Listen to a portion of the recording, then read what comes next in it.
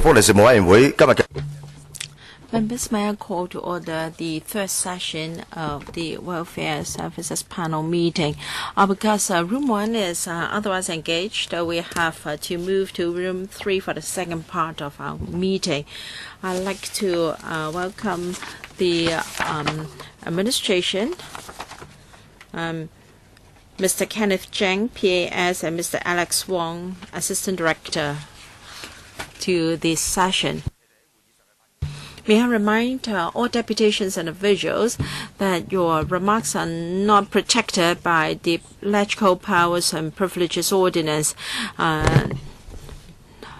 And the same applies to your written submissions. So you have to be accountable for your own speech.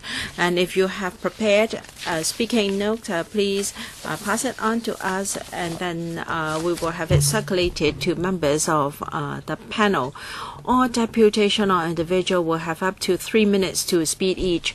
Our time is very tight. We have to hand over the room to the next meeting by 4:30. We have 41 deputations, so forgive me if I am very strict with your speaking time. And once you have overrun, I will ask you to wrap up as soon as possible. And I also want to leave time for members to ask questions and the administration to respond. I ask for your understanding. 第三節而家開始啦。第一個係我請梁國雄先生。Mr. Luk Chung-hung. Thank you, Chairman.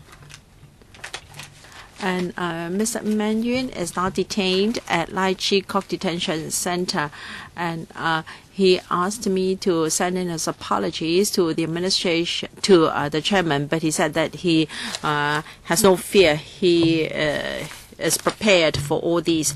All right. What is the LSG? It is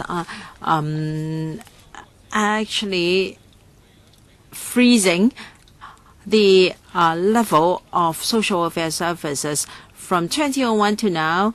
It's been 17 years and there has been no review so far. Mr. LUK Chung-hung was from the civic society when this was first proposed, but now he is in a different capacity. And Carrie Lam was the director for social welfare when she promoted this. The level of social services has been frozen.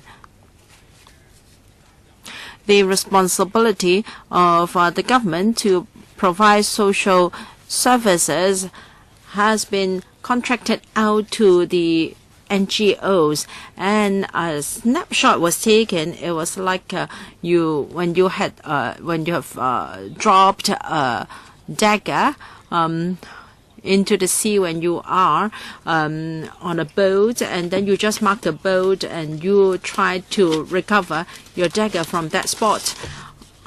So the management of NGOs spend the money on their own remuneration instead of spending it on users. Has the administration reviewed this? When the administration carries out renovation, office renovation, will it just let the workers do it without supervising the works? Of course not. NGOs would like to expand to meet society demands. They want to expand their scope of service or improve their services. That can't be done because they don't have the money. This is outrageous. And some NGOs will very often only provide services that can make money. As a result, the poor are deprived of the services they need. NGOs become bodies for profiteering to fatten their management sector so that the management can get the greatest amount of bonus. They raise their pay and at the same time cut the pay of frontline workers. This is very unjust and unreasonable. Carrie Lam and LUK Chung-hung should be held liable for launching the LSP. They should kill themselves to apologize to the public. They should bow to the elderly, to the sick, and to those elders who passed away while waiting for RCHE places. They should apologize to all these people. Thank you, Chairman. I am a social work student about to graduate. I have mixed feelings. On the one hand, I'm grateful that I've finally finished my studies. I can be a registered social worker. On the other hand, I'm rather uneasy because under the LSGSS, the path of a new social worker is by no means smooth. So I've heard from senior students that how they've suffered under the LSGSS. And recently, some trade unions exposed the annual pay of senior management of NGOs. It is outrageous. Some of them are receiving hundreds of thousands of dollars in allowances per month. This is outrageous. And many new social workers will see their pay cut, claiming that they don't have enough experience. Take SWA as example. The starting pay with the government is $20,000, but for NGOs, the starting pay won't be as much as that. There can be a gap of a few $1,000s. So, prospective social workers are the greatest victims. So even when we join the grade or the rank, we make less than our counterparts in the government. We may, even if we make it to the maximum salary point, we can never catch up with our counterparts in the government. And senior management have fattened themselves at our expense. And if they make a mistake, they may shift the responsibility to us. This is not fair, and this has dealt a blow to our morale, and one of the reasons why we have a high wastage among social workers. So social workers are meant to fight for a fair society, but they are subject to such unfairness. The culprit is the government. In the past 7 years, what has the government done? It has shown no commitment. We have to condemn NGOs for uneven distribution of resources. We also have to censure the government for not doing its duty in improving our social welfare services. The government must shoulder its responsibility by revamping the LSG. For instance, there should be mandatory guidelines for NGOs, and the unjust and unfair situation in the social welfare sector should be removed. In the long term, the LSGSS should be abolished so that prospective social workers do not have to feel uneasy and feel bad about the system. Thank you. Mr. Chow Chung-chung. Thank you. I am also a social work student. Under the LSG, you don't get equal pay for equal job, and this has led to a high wastage rate, and some NGOs are deliberately suppressing the pay of social workers. And NGOs have to secure funding from other sources to develop new services. But these services cannot be sustained because NGOs go more for quantity than quality. And do the needy get what they need? We really should think twice. And social work students will wonder whether we should apply for jobs that are project-based, and what would be the prospect for social workers and welfare workers. DC mentioned in her policy address that the social welfare sector should consider how to enhance the LSGSS. And so far, what we heard from the administration is the system will not be abolished. They will only adjust the amount of subvention under this framework. I'd like to know whether it is minded to reform the system or just to go through the routine, the motion, and just hear our grievances today. He said, the secretary said that this has nothing to do with the quality of services. This is shocking because it will really affect the quality of services.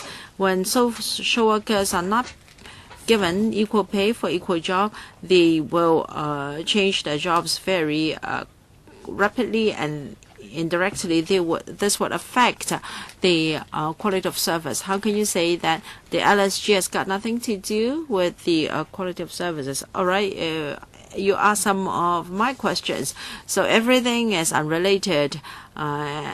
Everything is unrelated and is not related to making savings. So what are we talking about then? Mr. Yip Chi-ho, thank you. Chairman and members of the panel, good afternoon. I work in a child and adolescent integrated services center.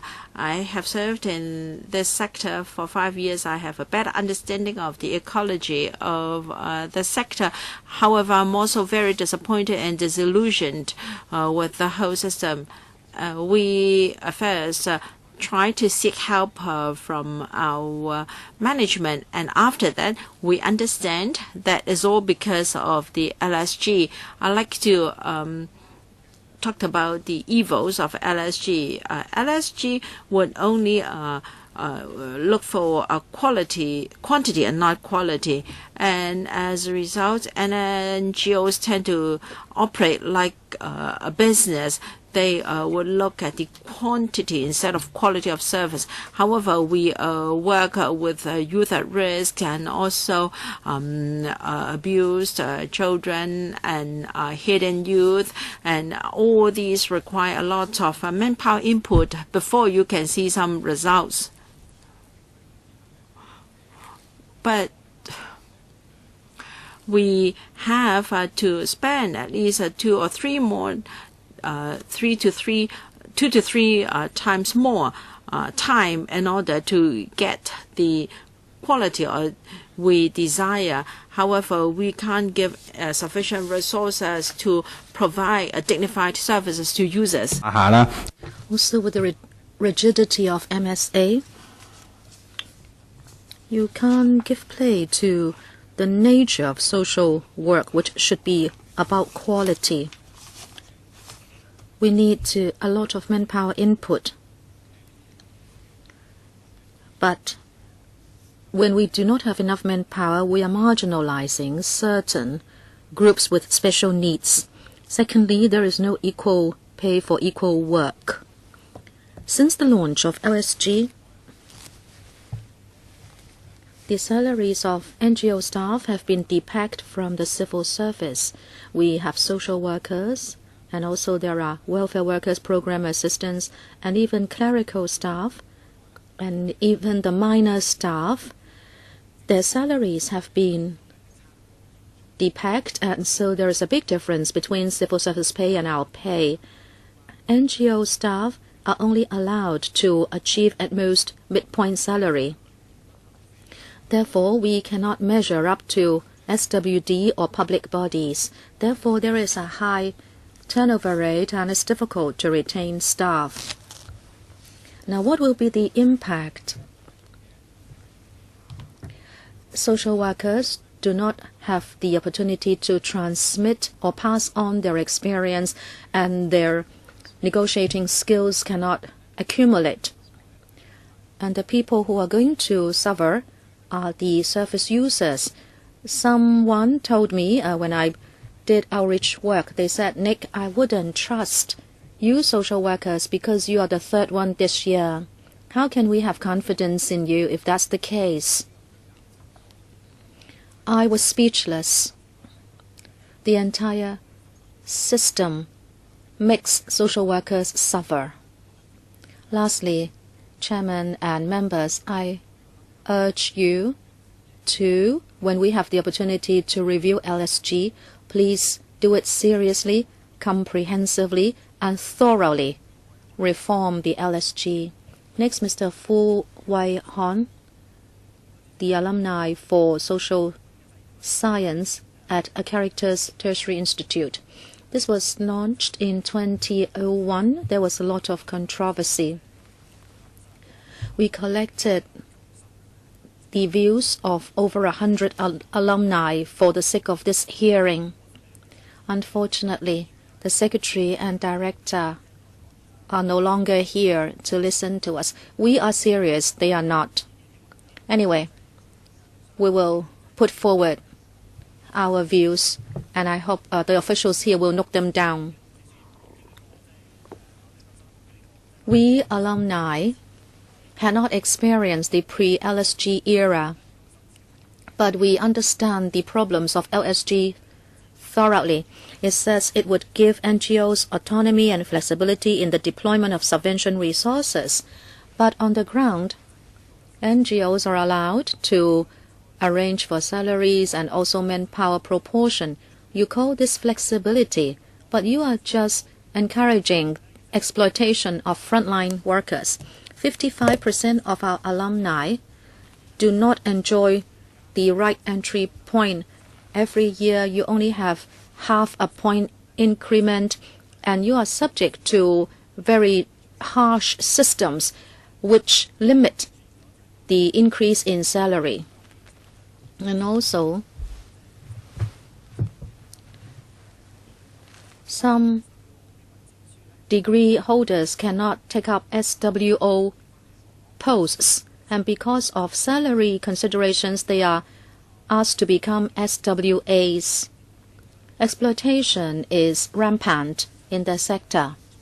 In our survey, 100% of alumni know that exploitation is widespread, and we can't allow it to continue. We should stop it right away. Where did LSG come from? It is the source of exploitation. It has brought about distorted phenomena in the sector. There is a high turnover rate. Once, people who have worked for 2-3 years are already considered experienced, and they lead units to deliver service. Is that something good for us and for our service targets? Reality is cruel. I hope the government will bring in large-scale reform so that young people who want to contribute to the social welfare sector can have room to expound their ideals instead of lowering the morale so much that they eventually leave the sector. Next, Ms. Lam Kam Lay. I belong to the management level. I'm an experienced supervisor. I have gone through the old system and the LSG. I think LSG has brought about a sick phenomenon for the sector. We must go back to the old system. Talking about salary structures, I will stand on the side of frontline workers because they have no bargaining power in the face of this system. But I also sympathize with NGOs and management. When we recruit people, we are subject to a lot of constraints. You have to think of ways to suppress expenses and control expenses. I don't know starting from when, but starting with LSG, everybody went for the midpoint salary and capped salaries at that point. But at that time, the director said she watched the expenses of the sector for many years and midpoint salary was okay. But why have we rationalized the arrangement? NGOs have to face risk and also have the responsibility to control resources. They have been straitjacketed, so they need to have a very high safety parameter, so high that they are sacrificing salary and welfare of staff. We understand why this is, but if the flexibility is a result of suppressing frontline salary. What kind of flexibility are we talking about? Do we want to embrace it?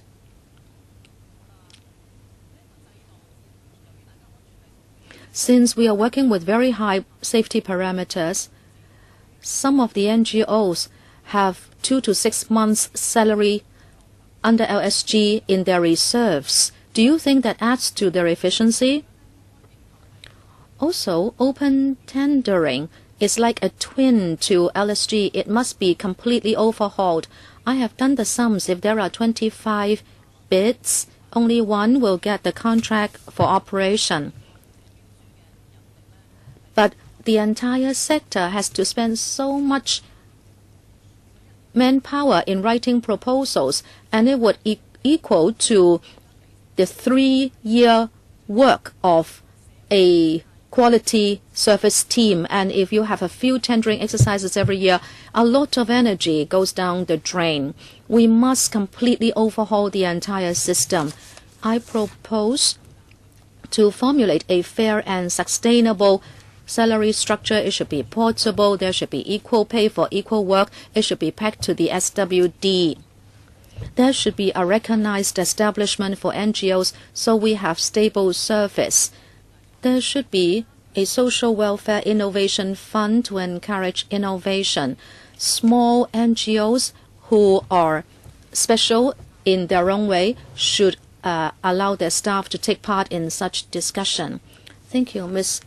LUK Chung-hung, social worker. 10 years ago, there was a one-day strike, but the problem has remained. We are stuck with the same problems. What is it? You are encouraging people to stoop even lower, including social workers. This is called review on enhancement of LSG, but are social workers the accomplices? Is it that social workers have done all we have to do and therefore we are here to settle scores? Well, I don't know, but the first problem is there is too much power for the management. There is no mechanism which can check and balance against the powers of the management. The government will only look at accounts. They don't mind about governance. Therefore, whether it is for the public good or for their own private gain, the management has too much power. 2, there is no long-term planning. And also there is this tendering system.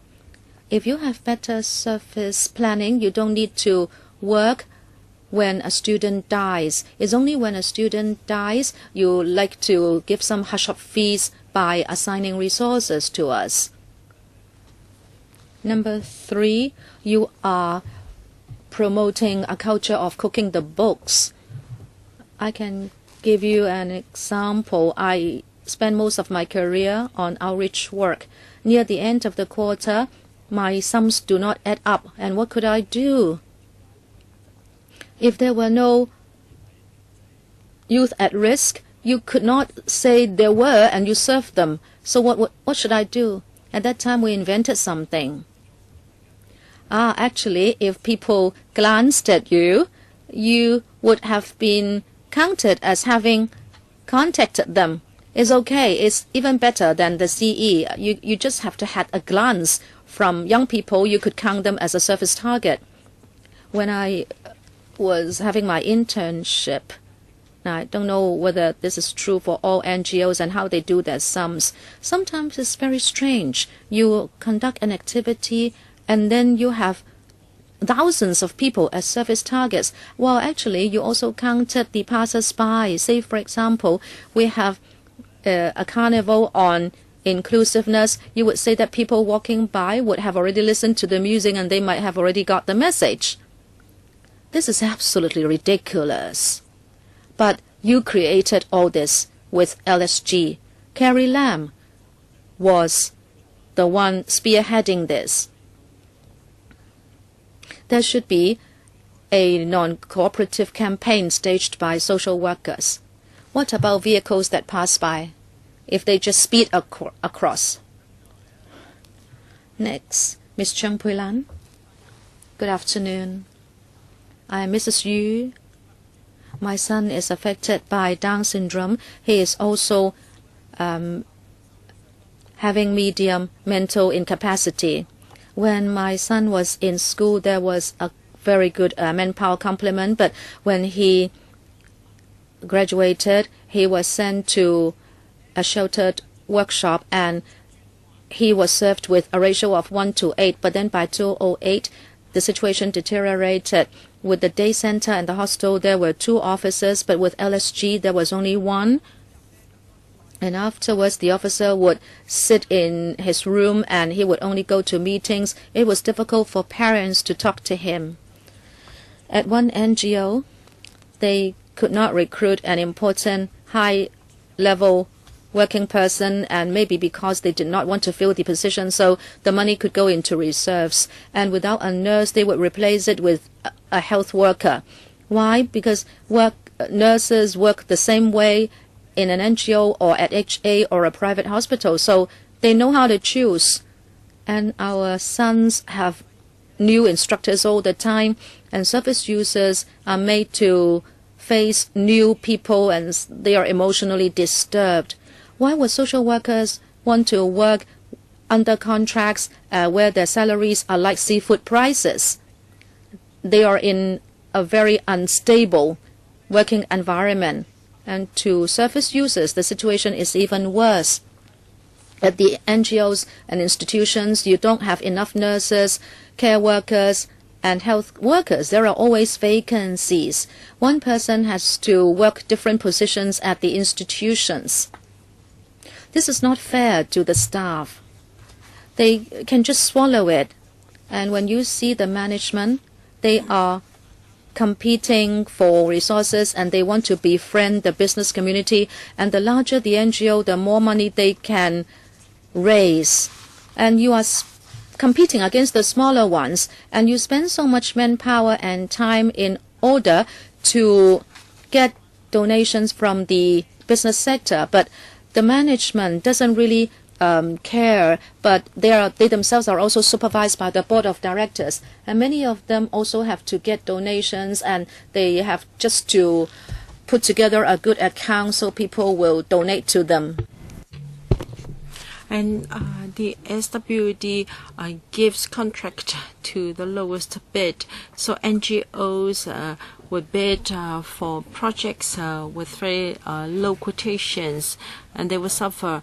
As a parent of a user, I have seen how some scrupulous NGOs may spend a little bit more on staff, but is very difficult for the social welfare sector. So LSG is a retrogressive system, and it's shameful on the part of the SWD, which abolished the LSG, and staff remuneration should be reimbursed on a fully accountable basis. Community Development Network, Ms. Chen. The LSG has changed the subvention system as well as the management model. Page 2 of the menu said that under LSG, SWD will not control the resource input for staff remuneration, establishments, and so forth. So the SWD has washed its hands off, and the whole responsibility is contracted out to NGOs. In the past, staff pay was reimbursed on an accountable basis, but now under the excuse of flexibility and the SWD no longer control such matters. In fact, once an amount is given to was given to an NGO, there would be division of labor. But now, without long-term planning and to ensure stability of resources, NSGs would apply for funding to maintain their services. In Tung Chung and Tin Shui Wai, we've seen cases how a lot of resources were required when population intake started, but without long-term planning and development of social services, the new population could not adapt to the change in the community, and many problems have arisen as a result. Many services for new prior age estates will be given on a few years basis. And sometimes the service agencies don't even have an address. Take the social development networks as example. We started our service 1 year before the population intake started in Tung Chung, but we have been applying for a long time, and we have yet to be allocated an location for our services. So the LSG system has no long-term planning. They may spot a problem, and money is then granted for to tackle the problem. There is no stability and sustainability. Our aspiration is to reform the system ASAP, and that includes long-term social welfare planning. There should be a review of establishment and remuneration of staff. For new PRH estate, the service period should at least be 2 to 5 years, and the staff establishment should echo the needs of the community to help them to build a sense of belonging to the new community. Thank you. Mr. Kong Kwai-sheng, well, as a district councillor, I understand that there is a great need for social services because her life is more difficult and people's burden is heavy. I think the whole government understands this. With the introduction of LSG, the SWD has outsourced its responsibility to NGOs.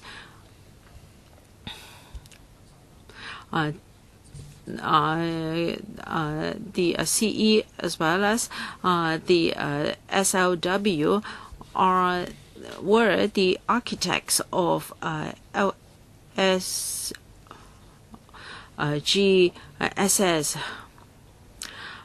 NGOs face more and more constraints and challenges, and when we want to develop new services, very little support is given to them, and if they want to develop new services, they have to apply for resources, they have to please sponsors, they have to raise funds for new services, and we have make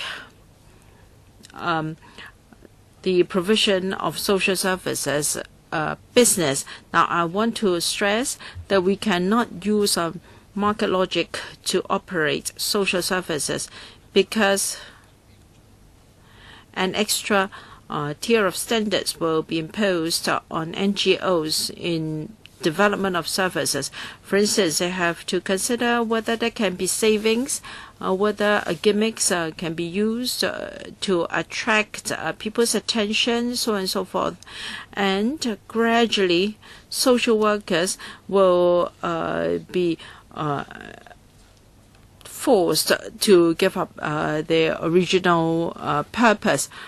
For instance, for a particular service, there may be difficulties to apply for funding, and I think the sector knows that services are getting out of shape. Many services are provided to make remedies for the government, because the government has condoned abuse or exploitation of the public by the business sector, and the social welfare sector is trying to make amends. Then why should we be forced to adopt commercial principles? Well, we should abolish the LSG. We should have long-term planning for provision of social services, and the problems can be resolved. You may say that this is too drastic, but there can do a lot. For instance, you take out staff establishment and remuneration from the LSG system, but in the long term, you should abolish the system and introduce long-term planning. Mr. Lee Tai-shing, the concern, the joint conference for low-income families. I speak here with anger. I joined the sector in 1992. I joined the sector before the new system was introduced. I worked in it, but now I have left the sector. This LSG system is like this rotten orange. The whole social welfare sector is rotten because of the LSGSS, and yet the government is still trying to tinker with this system. It's just like injecting analgesia and preservatives into the orange. Officials, would you be willing to swallow this orange? And yet social workers are asked to put up with this rotten system day in, day out. Well, in the past 2 decades, when I discussed with my social work classmates, I found out that many of them had changed their career. Some are real estate agents, some are insurance agents. They have left the social welfare sector. They say that if you have ASQ, then as SOS, you don't have you won't be able to have dinner at home, and you don't get equal pay for equal work. So it's unfair, and you have to worry whether you still have a job next week if your contract has ended. And even for social workers, they are not considered full-time workers. Sometimes they're employed by NGOs as part-time workers. And Kai Fong's said that before the LSG, social workers existed to serve, but now that's no longer the case. The senior management of NGOs can now ride in luxury cars, and frontline social workers can only take a bus. So they have to write 10 proposals a year. That takes time. But then when a few NGOs are bidding for the same project, the situation is very chaotic. People are scrambling for resources and projects. So their life is project-led. There is no career planning. Once a project ends in 2 years' time, a social worker has to find a new job. The secretary is not here. This morning, he said that had got nothing to do with lump sum grant. All right, if it's not because of the LSG, it is because of the secretary, we may as well replace him. Now this orange is getting more and more rotten, and very soon it will be useless or dead. We have to replace it. We don't want the disadvantaged to have to put up with this rotten orange.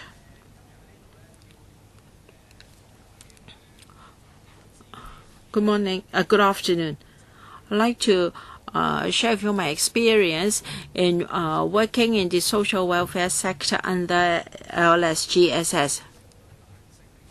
LSG is about giving flexibility to NGOs, but I agree with what a speaker said just now. It would cause us to cause it would corrupt the social welfare sector.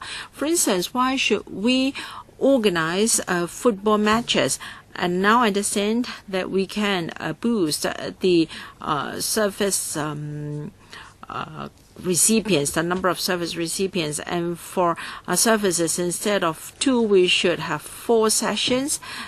And Why do we have to copy the model of previous years? Well, you just have to look at the pamphlets for summer activities for young people. Those activities are being repeated year after year. This is because we have to fulfill the basic requirements on the number of service recipients. However, social workers do not work to satisfy these statistics. We should be able to identify the problems and do something about them.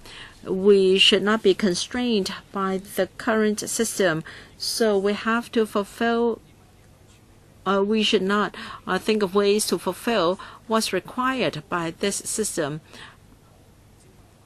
And under the new system, the old and new service contracts, as well as the senior staff and frontline staff, are very polarized. I don't know why a snapshot should be taken back then.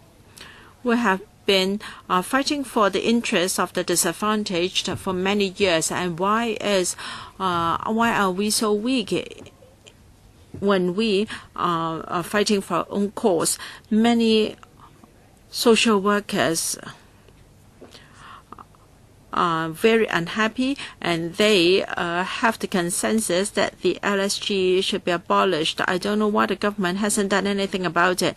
Government officials are absent this afternoon, claiming that they have other engagements. Now, if LSG is such an important issue, and yet government officials are not willing to set aside other duties to come and listen, I don't know what can be done. Now, this is a dog leash.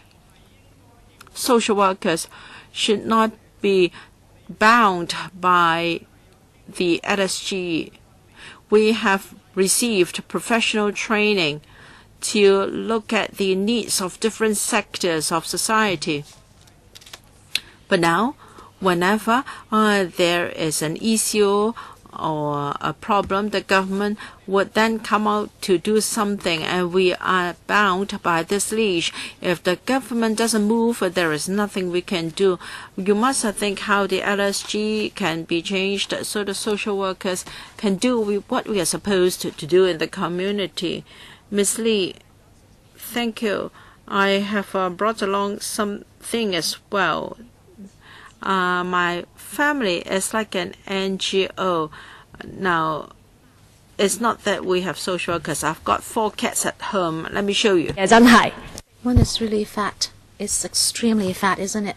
The other 3 are like this one. They are small and thin. I don't think I need to say more. I think you understand the analogy. Top heavy. Why the chief executive officer has an annual salary of 2 million and the frontline workers have their salaries suppressed. Let me not comment on whether he or she is worth it. The thing is, why does he or she have such a big chunk of resources? The degree holders should become ASWO, but now they can only be A or SWA, and their salaries are lowered by a few $1,000s. When we read our degree, people say we should go for a fair and just society. Our labor is worth the remuneration we get, but do we have a just system?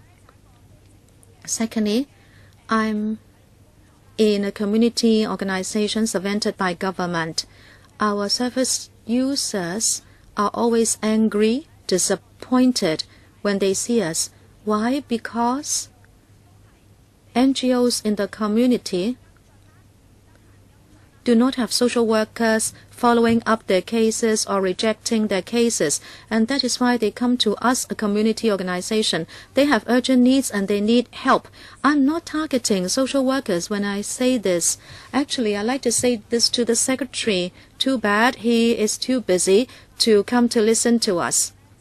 I look around the room, I can see Mr. Chang, the PAS for Labor and Welfare, responsible for welfare, and Mr. Wong is the Assistant Director of SWD for subvention. The problem is the problem. The person is not the problem. In NGOs, the social workers work there not because of their own wrongdoings. They cannot service the users. It's not because they don't have the heart or they are incompetent. But with LSG, there is no minimum establishment and they have to do the work of another social worker. They do not have time and energy to face the residents, and that is why users are disappointed with social workers. We have had this problem for a long time. The LSG should not be just adjusted, but there must be a comprehensive reform. There must also be long-term welfare planning. Thank you, Ms. Chen Puyi. This morning, the Secretary clarified many times that some things are not related to LSG.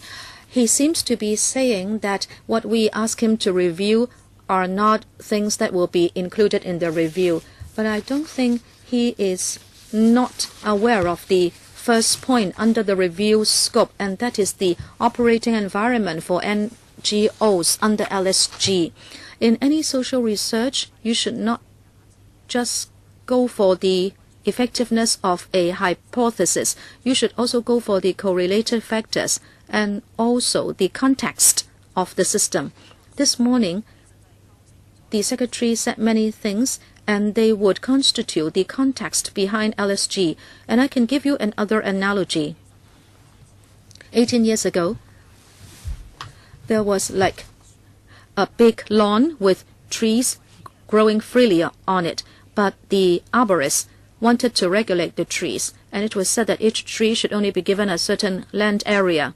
So all the trees were transplanted to a hilltop. Transplantation is already risky, but luckily the trees had good roots and they were able to take root in the new land. They also blossomed. 20 years have passed and society is now concerned about the situation of this forest, and they are making comments and they are expressing grievances to the transplanting department. They said that this is not ideal. They said there should be irrigation. Irrigation means to put in more resources and money. There is quick accumulation of capital in society. Many people are willing to give money, even the government and sectors. It is said that there are 3,000 to 4,000 funds, but they do not make long-term commitments. They always go for time-limited support. They ask NGOs to take up all operation with their framework and structure. So-called pruning is regulation after regulation. Every time after review, you have more regulations. Every time after an audit, you have to be made more accountable. This forest wants to tell you today, please do not just give us nutrition. The soil under us is being washed away. No matter how, we are not going to be able to absorb the nutrition. The ecology is worsening.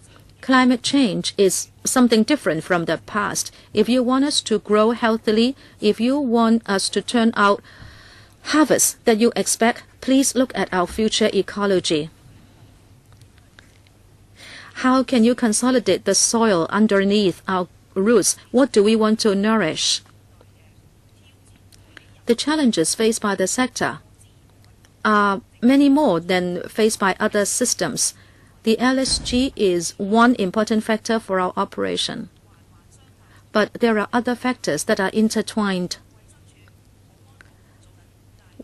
We are helping with drug rehabilitation for Security Bureau and other bureau. We are also helping young people in school, which is the jurisdiction of the Education Bureau. This will affect our operating ability. I hope the Secretary will make really reasonable and grounded analysis. Thank you, Ms. Pang Lok Yen, Concerned Group on LSG for CSSA recipients. I was downstairs since the morning. The first thing I like to say is that I find the attitude of the government regrettable. In the entire sector, there are many workers and users who want to see reform of LSG, but whether it's the secretary or director, they are absent from the public hearing. Many workers have taken leave. They are mounting different actions to tell the government we have many aspirations, but they turn a blind eye. I feel very angry and I find this very regrettable. I have a gift today for the officials. First, rubber stamp. What does it represent? Your consultation is fake. There is no true review behind this. And I can talk about history. I have worked for 5 years as a social worker. But we know under LSG, we are very much affected. 10 years ago, there was an industrial action taken by us. It was a strike. It was said that there would be a review. But what resulted from it? It was the BPM. And even now, we have not accomplished level 1 and level 2. This time, you have another consultation. Are you real this time around? You don't have the option of overthrowing LSG. You are not going to talk about long-term planning. You are not talking about pulling off from the system. We believe this is a fake consultation. We need genuine consultation. We are all very angry. We like the government to actively respond to aspirations, restart welfare planning. There must be a true consultation and not fake consultation with so many parameters. I'd like to shout a few slogans. Please shout with me. Comprehensive welfare planning, no piecemeal adjustments. Reform LSG. Safeguard service quality. We have 30 people here, but we are telling you there is an assembly of 500 here today. It's our strong request that please do not mount fake consultation and fake reform. We want something real. Next, Mr. Ng Lim, Community Development Front. As many workers have said, we are talking about the LSG, and we are talking about the rights and welfare of workers, but in fact,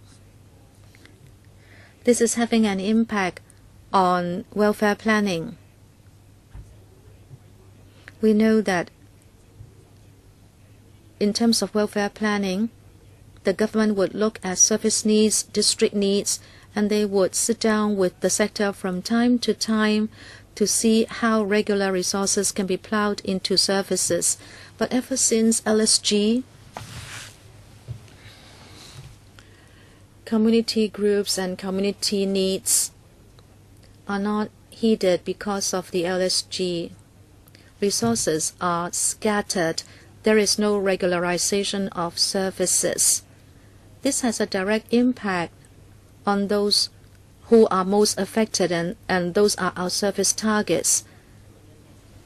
Say, for example, on Thai Estate, it has an occupation of about 23,000. But there is only a youth center and a daycare center. NGOs saw the need, and with their lump sum grants, they are bidding funding to provide extra services. There are 5 projects serving on Tet Estate now, but on the other hand, Yen Tin Estate, it is also a new estate with a population of 13,500. But there is only 1 daycare center. No NGOs are bringing in projects. So you see the difference. Well, this is only one example. Services really depend on the flexibility of LSG. But in fact, LSG hurts services. It is not helping. The NGOs will see the need and they want to provide the service. They have to write proposals. But if the problem is neglected and if there is no central coordination, then with LSG, some communities will suffer. Just like Yen Tin Estate, just 1 daycare center for 13,500 people. Do you think it is reasonable? No. because there is no long-term welfare planning. You have to face up to this. Without such, there are no resources and all projects are short-term. Service targets are mostly affected. I hope you will face up to this and come up with long-term service planning. Okay, this is also a problem of people moving in without services. I'm a social work student, Ms. Chen Yik-san. I think we have decided to join because we have the passion to help. I also started from the same premise, but with LSG, without resources, without manpower, you are lowering the morale and dampening the passion of social workers. We students already know the plight. NGOs value our intern work, and there are counselors. We will also give classes. NGOs know that these interns are an important source of resources. So it is not just when you start to work as social workers. Even before you join the sector, you already know the downside of the occupation. LSG is exploiting the sector. We work in the welfare sector. We want to be people-based. We are helping those in need in Hong Kong. We work for society. We know the need, but do you know our need? Is there a commitment from government? Has the government really thought about an improvement to the program and the system? I hope you will not just make piecemeal improvements. Please come up with comprehensive improvement. Thank you, Mr. Chang Chi-kun. As a service user, I'm here to strongly express my dissatisfaction about LSG. It has created many problems in the past 18 years, and there is a big impact on service quality of frontline social workers. Service users are directly impacted. I hope the SWD will face up to the problem. We service users do not want patchy adjustments to LSG. We ask you to comprehensively reform the system. Face up to the aspirations of workers and users. I am taking this sticker with me, and that is we want to settle scores with LSG. Thank you. And whom are your stickers meant for? As a gift to the officials, or else do it will get them for you. Miss Lam Xiuman. Yes. I'd like to ask officials whether they find their job meaningful. Do they want to serve the public? Do they get any satisfaction from their job? Social workers are very different. They work hard. They always have to work overtime, but they have a greater sense of satisfaction. They find their jobs worthwhile, and that's why they have spent time to study for a diploma of social work. However, they also have to face their burdens in life. They have to spend their leisure time and their private time and family time to their job. They give up part of their family life to help users like me. They are selfless, and not everyone is willing to be that selfless. However, they are willing because they can see the impact on users like me. They have helped us a lot, and they have actually walked with us. We feel good with their assistance. We become more confident when we know that they are here to help us.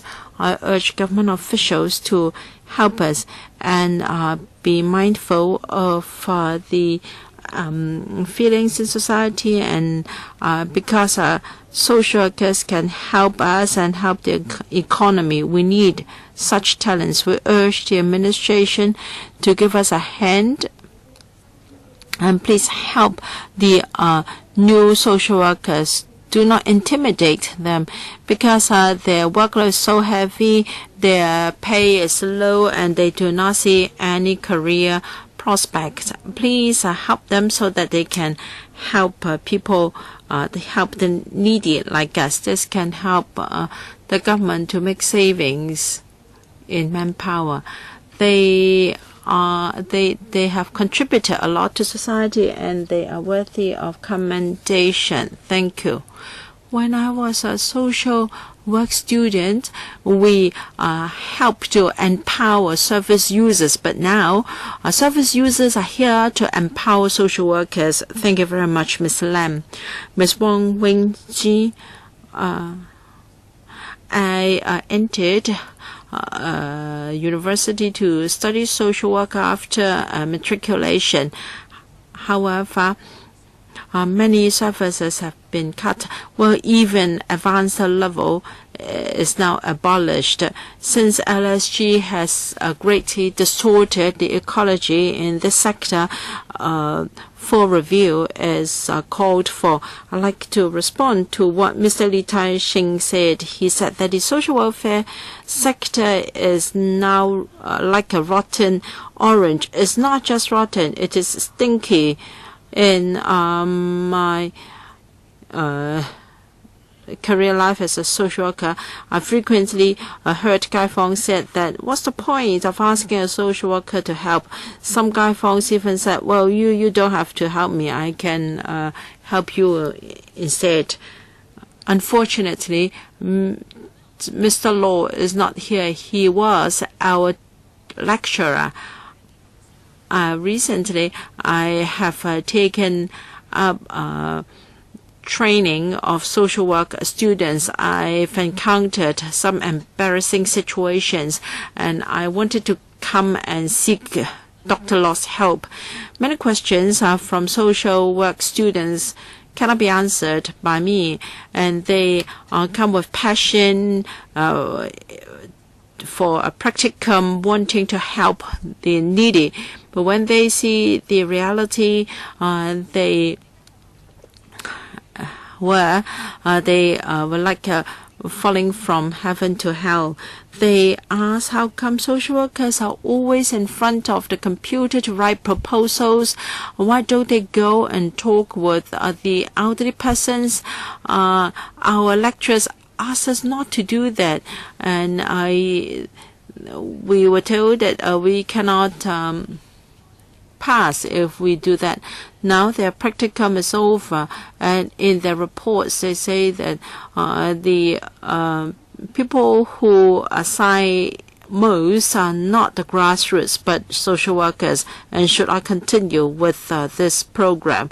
All right, I really wanted to put this question to Dr. Law, who was my professor. Unfortunately, I don't have the opportunity today.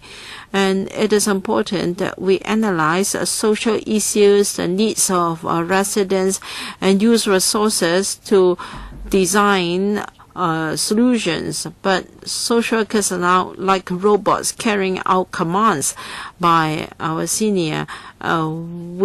Many of us are burnt out. Some social workers want to introduce creative or innovative programs such as local production and organizing fairs. And in fact, Gai Fongs like that very much. They think that local fairs can help their livelihood. Unfortunately, many organizations cannot sustain the organization of fairs because they don't have resources, or because of the constraints imposed by LSG.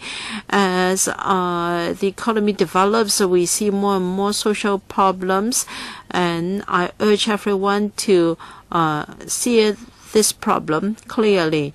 LSG is the culprit for the many problems we cannot solve now. Well, I thank you. Ms. Wong. Ms. Ho, the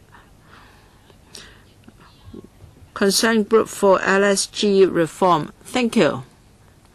I would describe our current social welfare sector as disorganized and lacking in vision, because the management of NGOs, frontline workers and users are highly polarized because of the allocation of resources.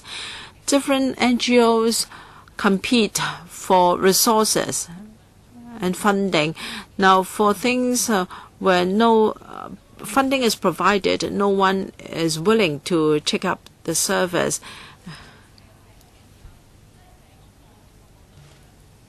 So social workers may not regard service recipients as human beings.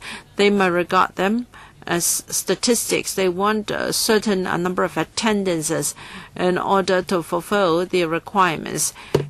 Social workers should value human values, but we don't. We have to quantify our services, and many activities are self-financing. So are social workers supposed to make money or to serve the community? Sometimes we see that needy children do not have computers, or their computers might have broken down, and we want to get resources to mobilize young people to assemble new computers for them. But if you do not have resources, you have to be self-financing. You have to charge the grassroots. You have to ask these young people to lower their service fees. So is it really self-financing or exploitation? We call this sector social welfare sector. In fact, we don't just have social workers here. We have service users. When we were trained, we were asked to empower service users and to listen to their voices.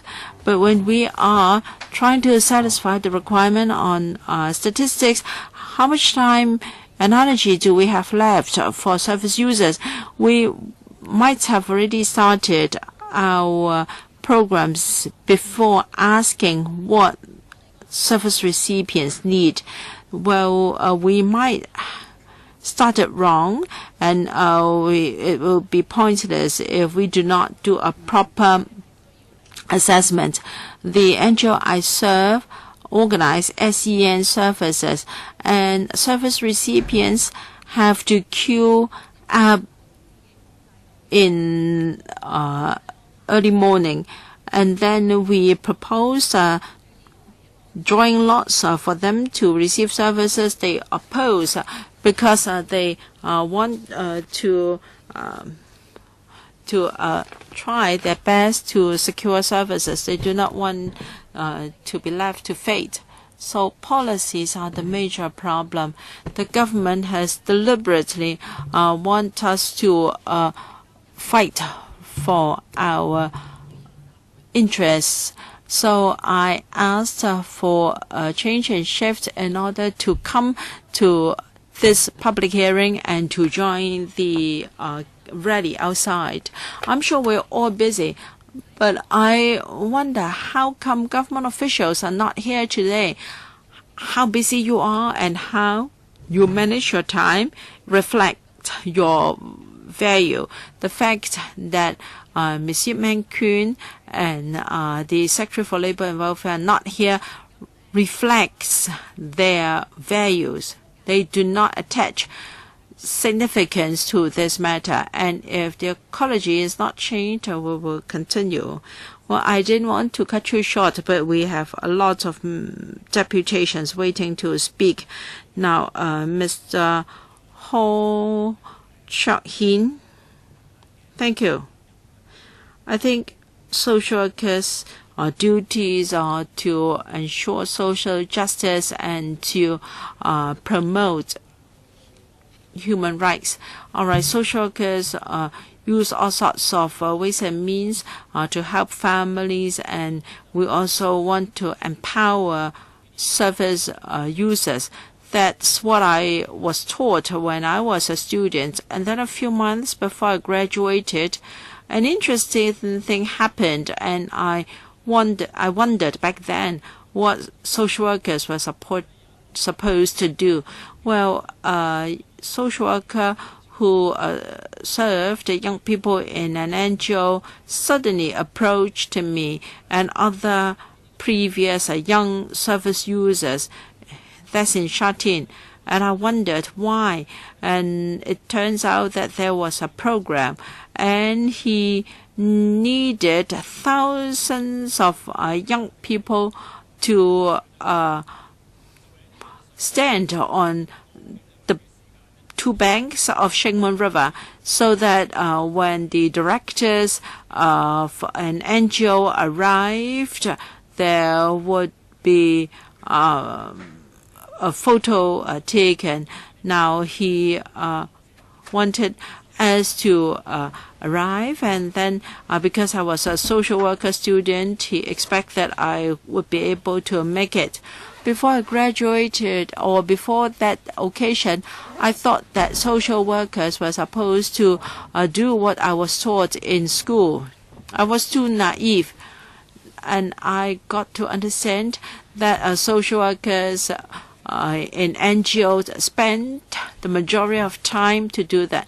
Now, I am lucky to have enough autonomy in my work, and then there suddenly a social worker serving new arrivals called me, and he asked me to a meeting when having afternoon tea. In the first hour of our meeting, time was spent on how the proposal should be worded to cheat his superior, or to convince his superior to allow him to carry out their program. So social workers, no matter how committed and dedicated they are, they have to do this in order to carry out a program. Hong Kong is now an authoritarian city. Social workers would like to promote human rights.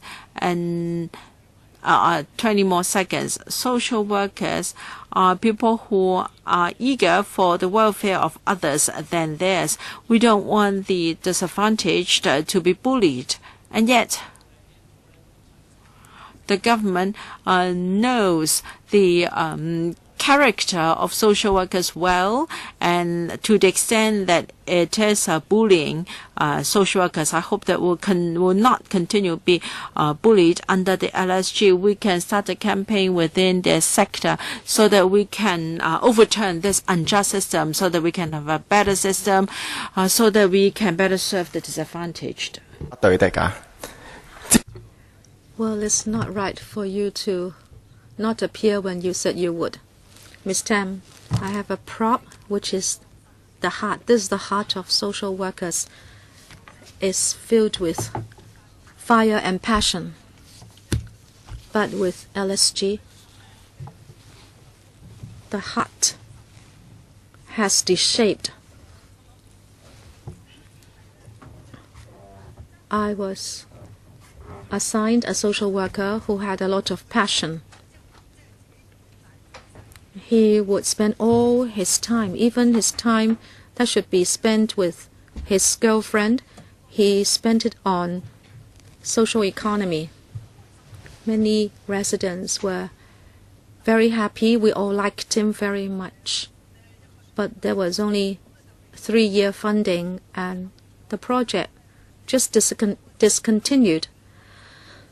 Residents cried when he left. We would miss him because he would also take the project away with him. It's very cruel.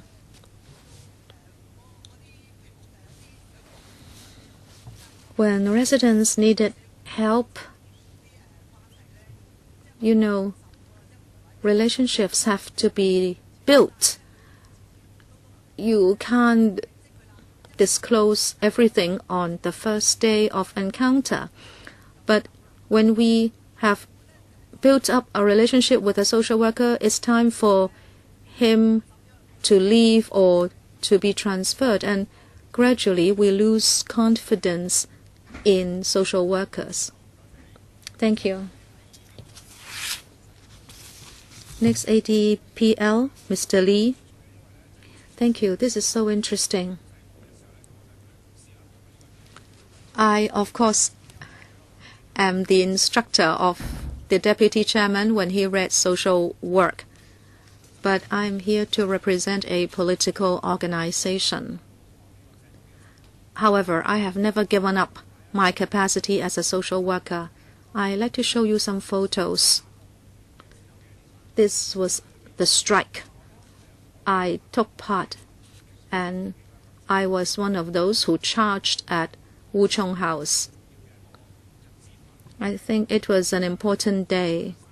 I also brought 3 basic questions together with these photos. Now, I don't know whether there are other members here, but this is for officials. First, when will you make planning for social welfare? Why is it that you have not increased places for elderly institutes? Why are there no social work teams for new estates? And why is it that integrated centers do not have offices? Why is it that there are no social or community centers in NT East? You have to answer all these questions. 2, when can we have a reform of LSG? We talked about the tendering system, the writing of proposals. We have to set up social enterprises and even social innovation. Are we already in another bureau instead of under the LW Bureau? Number 3, remuneration. When can we have a reform? People are on contract and experience is not counted. And at the time of SARS, the sector created many posts like youth ambassadors. Where have they gone? They were dismissed. They were important human resources and assets for supporting social workers, and they were the nourishment for future social workers. The strike took place 10 years ago, but all these problems have not been solved. In recent months, it seems we are again talking about workers' rights. We remember there was a strike of 10 days by cleaners, and a few years ago, iron fixers put up a strike for 10 days. But we only staged a 1-day strike 10 years ago. Is it that we should stage another strike before you will hear us? And as you know, if you are sick, you go to the doctor. The sector is sick. The root of the problem is Carrie Lam. Shouldn't she see the doctor? Ms. Kwok Ho-ying from SEN Rights Group. Thank you. I've brought here something. This is a tool for doing life planning with young people. This is the lifeline. Well, of course, that is not a successful move, but never mind. Let us talk about the lifeline of social workers.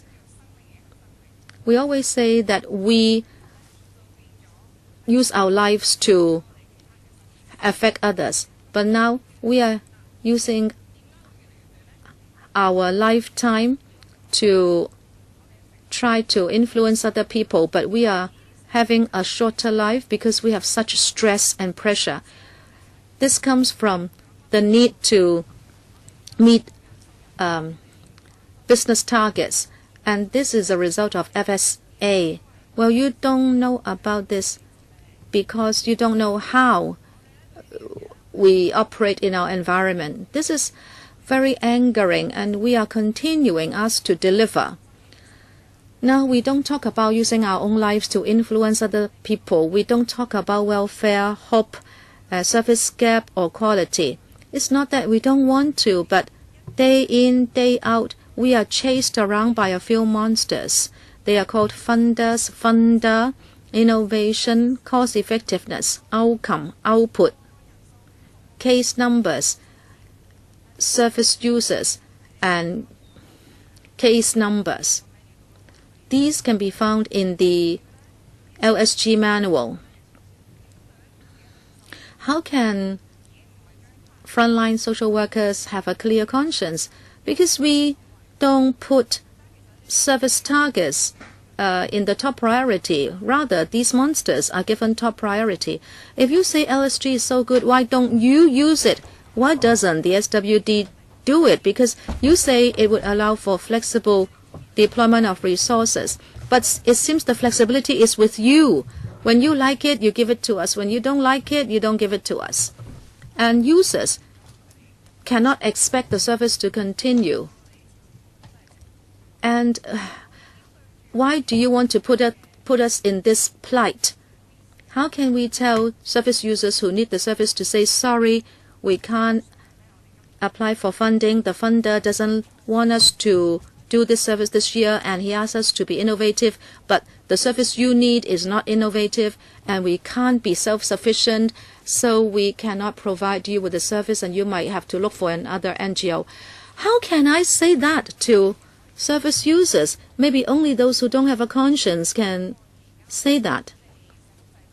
Looking at this welfare system, which is tricking social workers and not respecting social welfare users, we are very angry. We object to marketization of social welfare.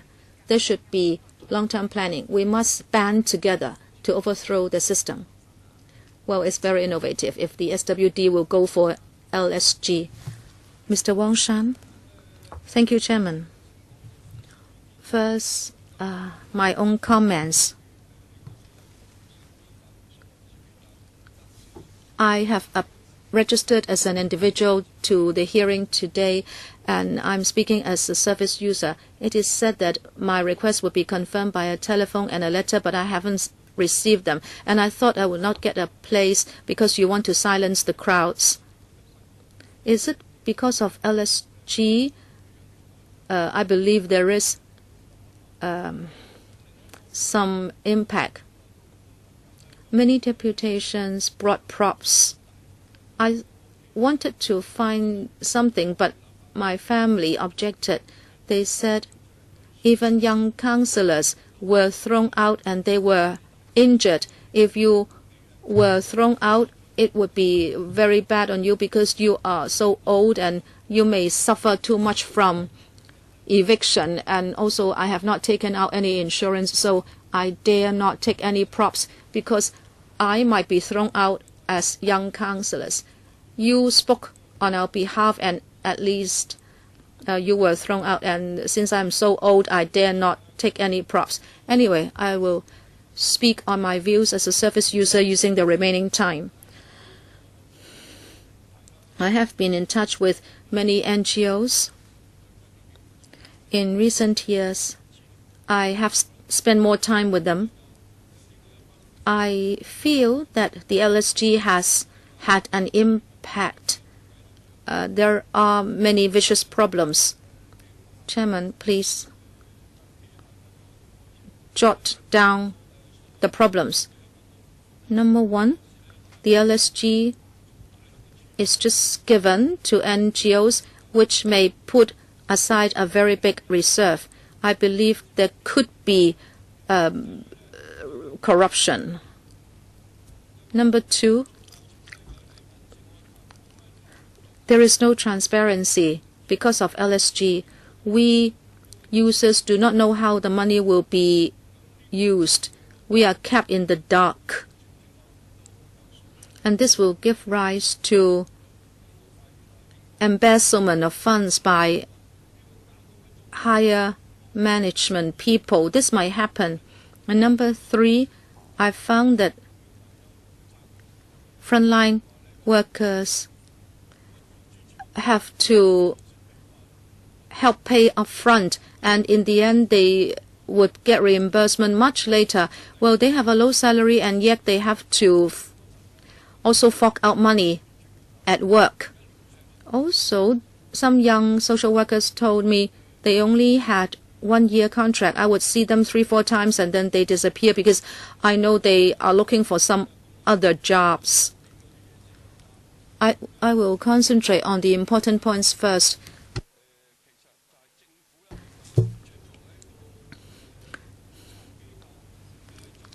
The government executes the LSG, but you are asking NGOs to do their own planning. Actually, you are the executor. If that's the case, why don't you just do it all by yourself and remove all social workers? But I think councillors should monitor the government and ask it to do better. Thank you, Mr. Wong. I'm the chairman. I will not throw you out. Next, Ms. Ho-si Wai, Alliance concerning students' development rights. I am taking with me here something which is like the LSG. It is some kind of egg pastry. Now it is all crushed. Why is the LSG such a bad system? We have to meet business targets, and the targets are scattered. It should be a consolidated sum, but now it is quite scattered. Monster parents, meaning our CEOs, have total power to decide how much will be given to frontline. But frontline workers and service users who are the disadvantaged and who are hungry cannot get a bite of the egg pastry. So the problem is serious. But why is this so? It is because the government has absolved itself from its position as partner. At that time, the government was quite humble. It admitted that it did not understand frontline work, so it relied on judgment of professional social workers. But now it had become a boss, an authoritarian boss, and it overrides our professional frontline decision. You can only act according to its thinking. The government will always look for effectiveness and figures. Through the tendering documents, you can only see figures after figures. If you only look for figures, you only want quantity. We need to survive, and we need funding, and we are forced to distort our values in order to quantify our target quality, our service quality. How can we have autonomy, and how can we help our service targets? You mean that can be commuted and computed? And a client may find to have difficulties in parenting, and grassroots parents told me that they could only resort to scolding and beating of SNE children. However, that would not be regarded as domestic violence. And if a new case is found not to be bad enough, the file will be closed. And we have to suppress our own selves. So for instance, if we have the workload of 100%, we've only got resources of 70%. Why should we exploit our frontline workers?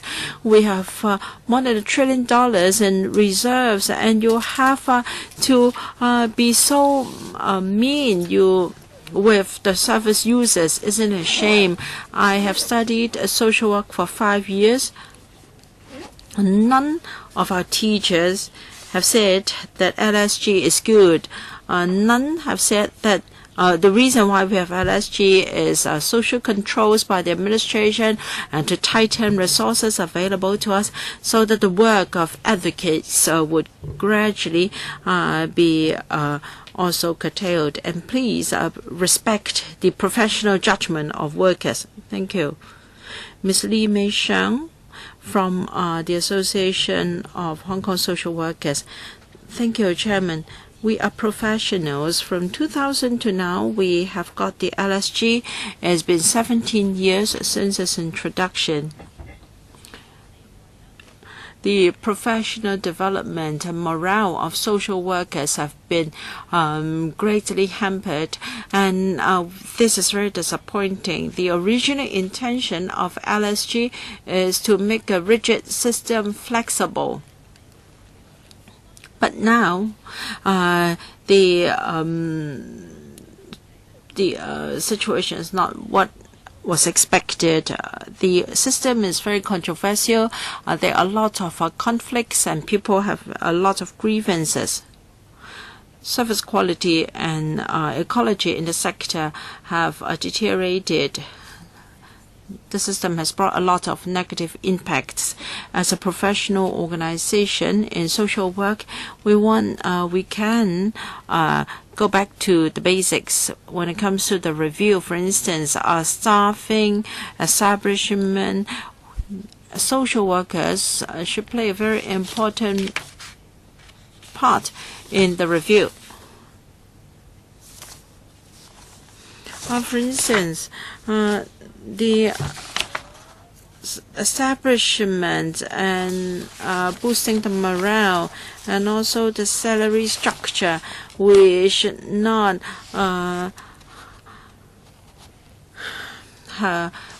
just benefit the top management. The salaries of social workers should be pegged to that of the government, so that social workers should enjoy equal pay for equal work.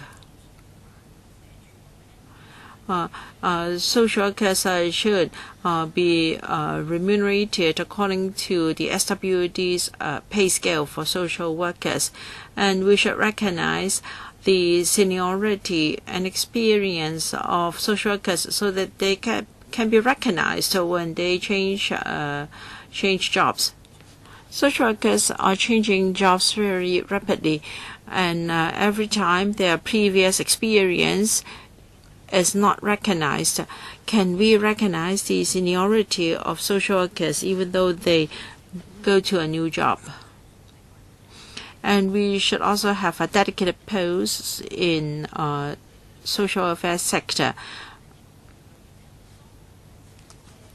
In this sector, we have social workers and other relevant professionals working together.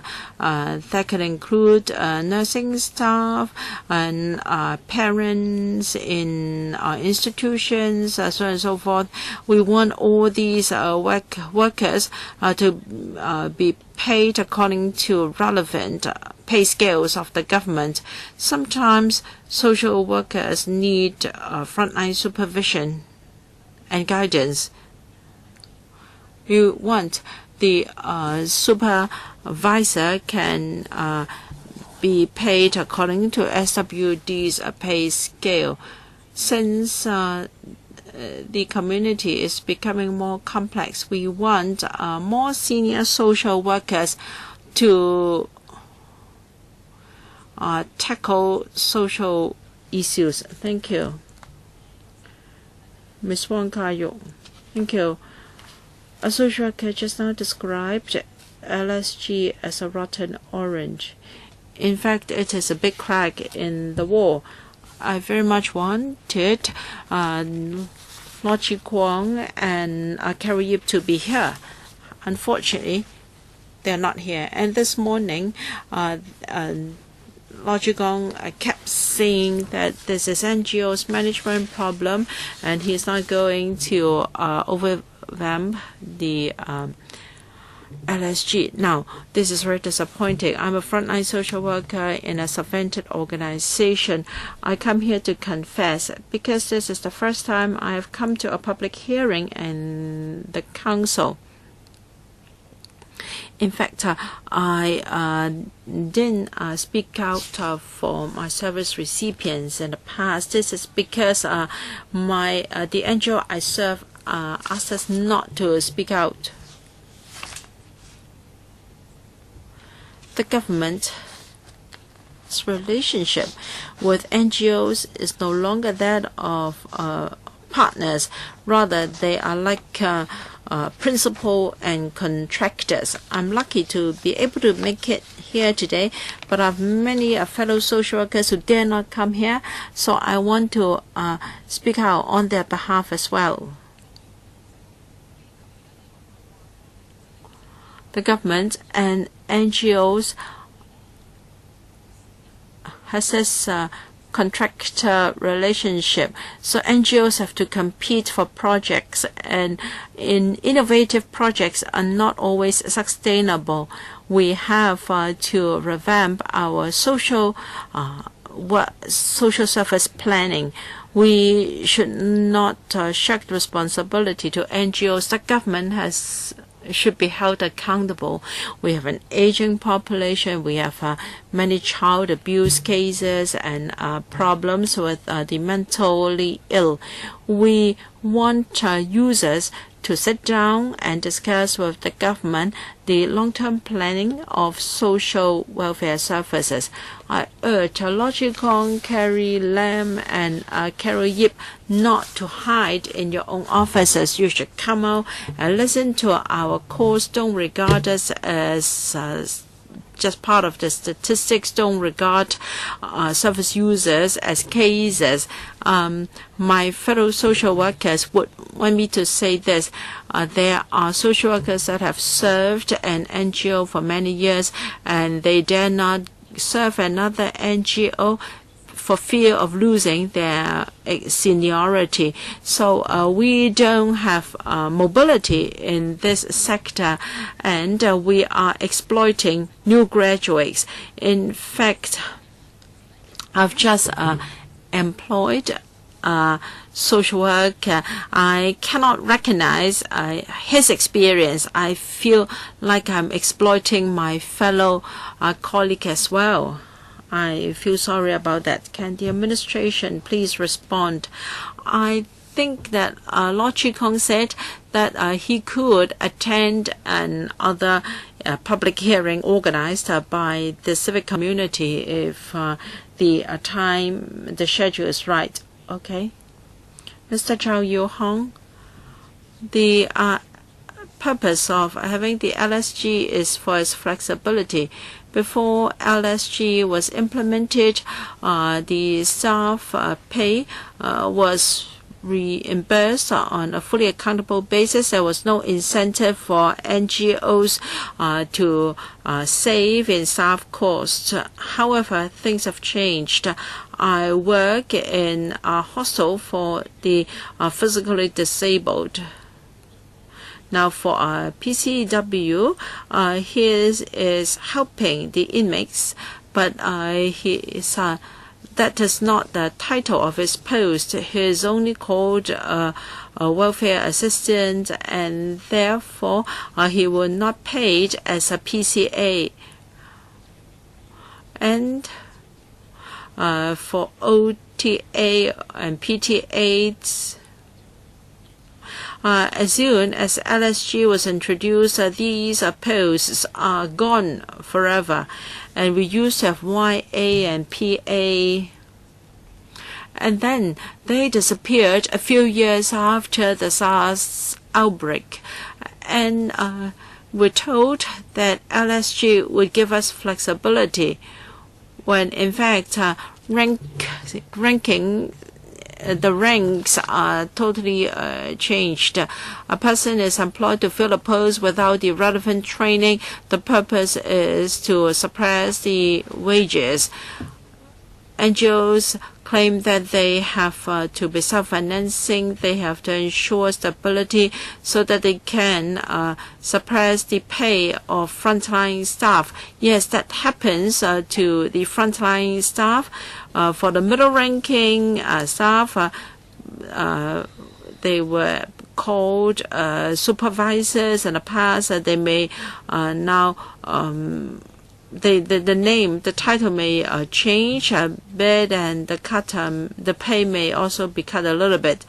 But for chief executive, from what I heard, most of them are receiving the maximum points under the old system, according to media reports. Some of them are even making more than the same position under the old system. So, with the introduction of LSG, frontline colleagues are being bullied, and whereas the senior management would only be rewarded, there is no penalty at all. Can we introduce some penalties? When the CEO has acted very unreasonably, there should be penalty imposed on the CEO so that they will not bully the frontline staff so easily. Thank you. Mr. Chen, Mr. Lam Kung, thank you. Many speakers have talked about the exploitation of frontline staff. When there are new programs or short-term programs,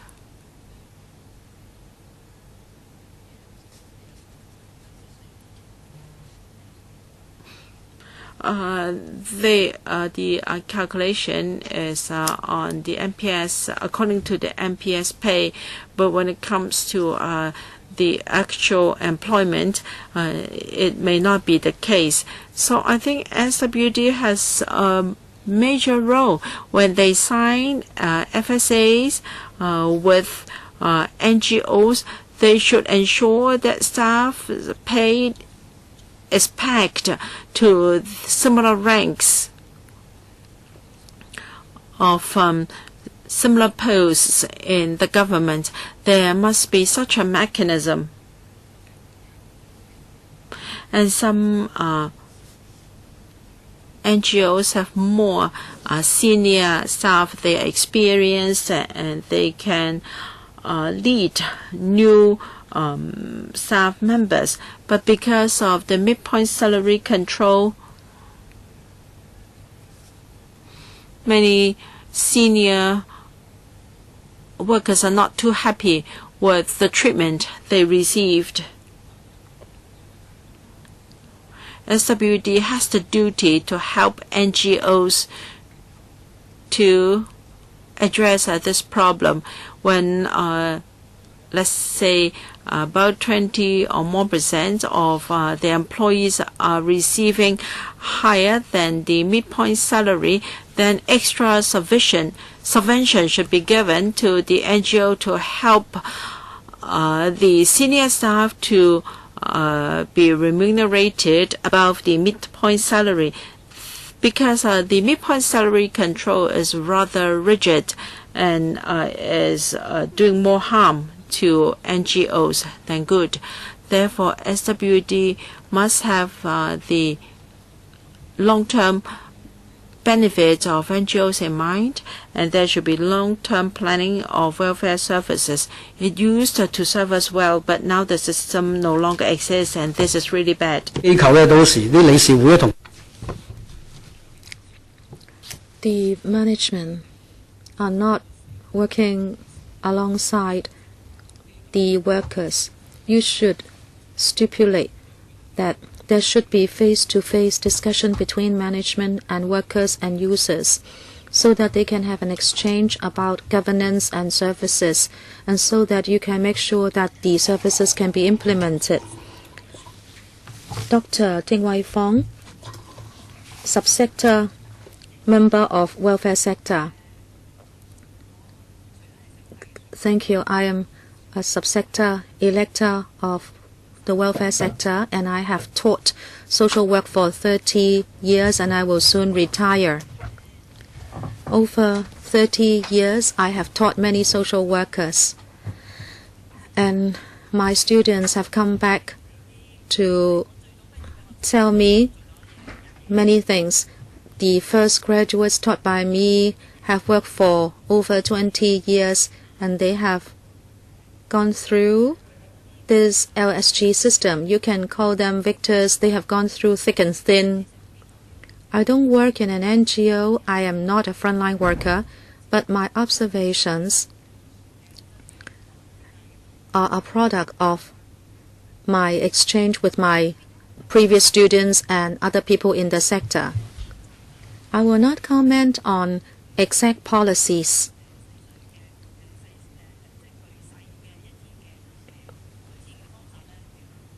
Many other deputations have talked about specific improvements, and in fact many views have been channeled to the government over the last 17 years. But I will remind the government about this. First of all, what is the government's responsibility? I'd like to say that you are a financial controller. That's it.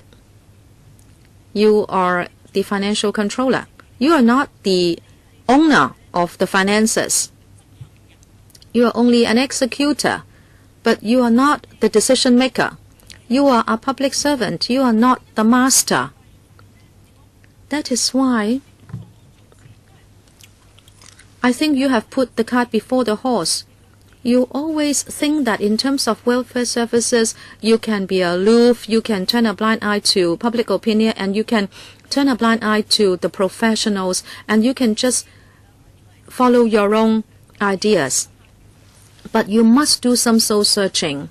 The second observation is, in the social welfare sector, well, it is composed of many different quarters. You have the boards of directors, you have the management of NGOs, you have the front line, and you have middle-ranking people. Well, ideally speaking, the different levels should work together to serve the public. But in the past 17, 18 years, because of the implementation of LSG,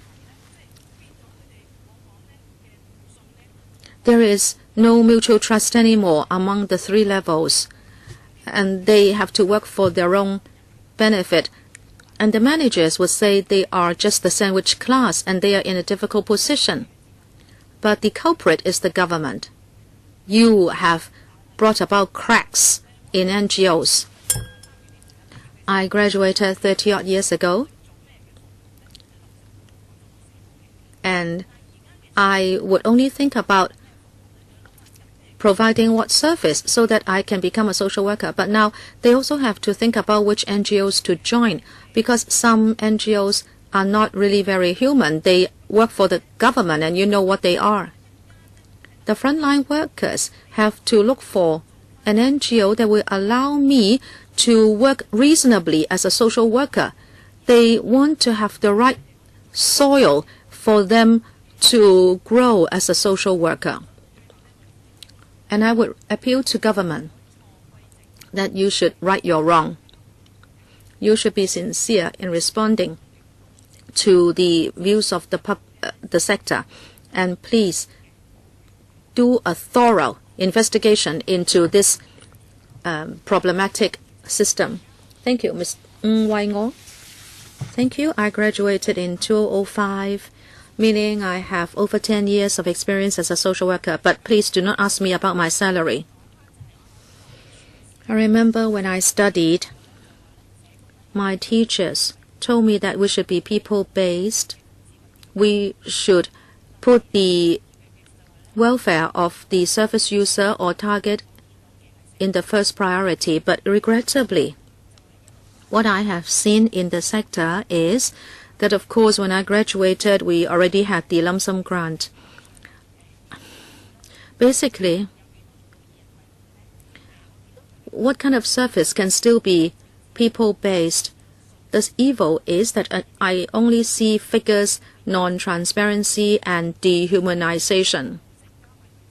The LSG and also tendering for service and outsourcing system, etc., there is no manpower establishment at NGOs. As some deputations have said, there are 10 pots, but there are only 5 to 6 lids. You have to write proposals all the time in order to get funding. We always have to chase business targets. The NGOs want to survive, they want to show their worth, and the management only looks for figures. We are centering our services on figures.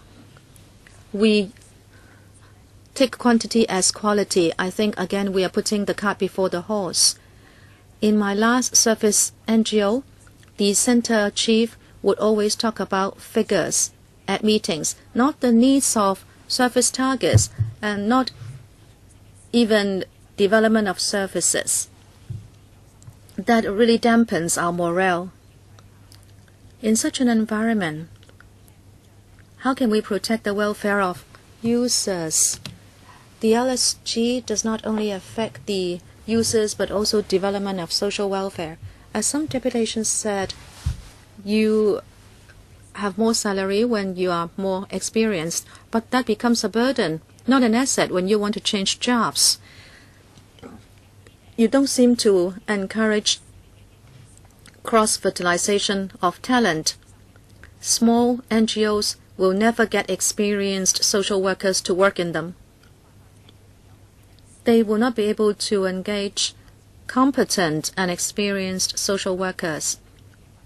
This will not be conducive to development of social welfare. The Secretary said he has spent $100 billion extra money. I'd like to ask him, why has he spent more money but more problems have resulted? The SWD says it's okay for NGOs to keep 25% of their money as reserves, but some NGOs have put aside more than 25%. I'd like to ask the SWD, have they done their supervising job?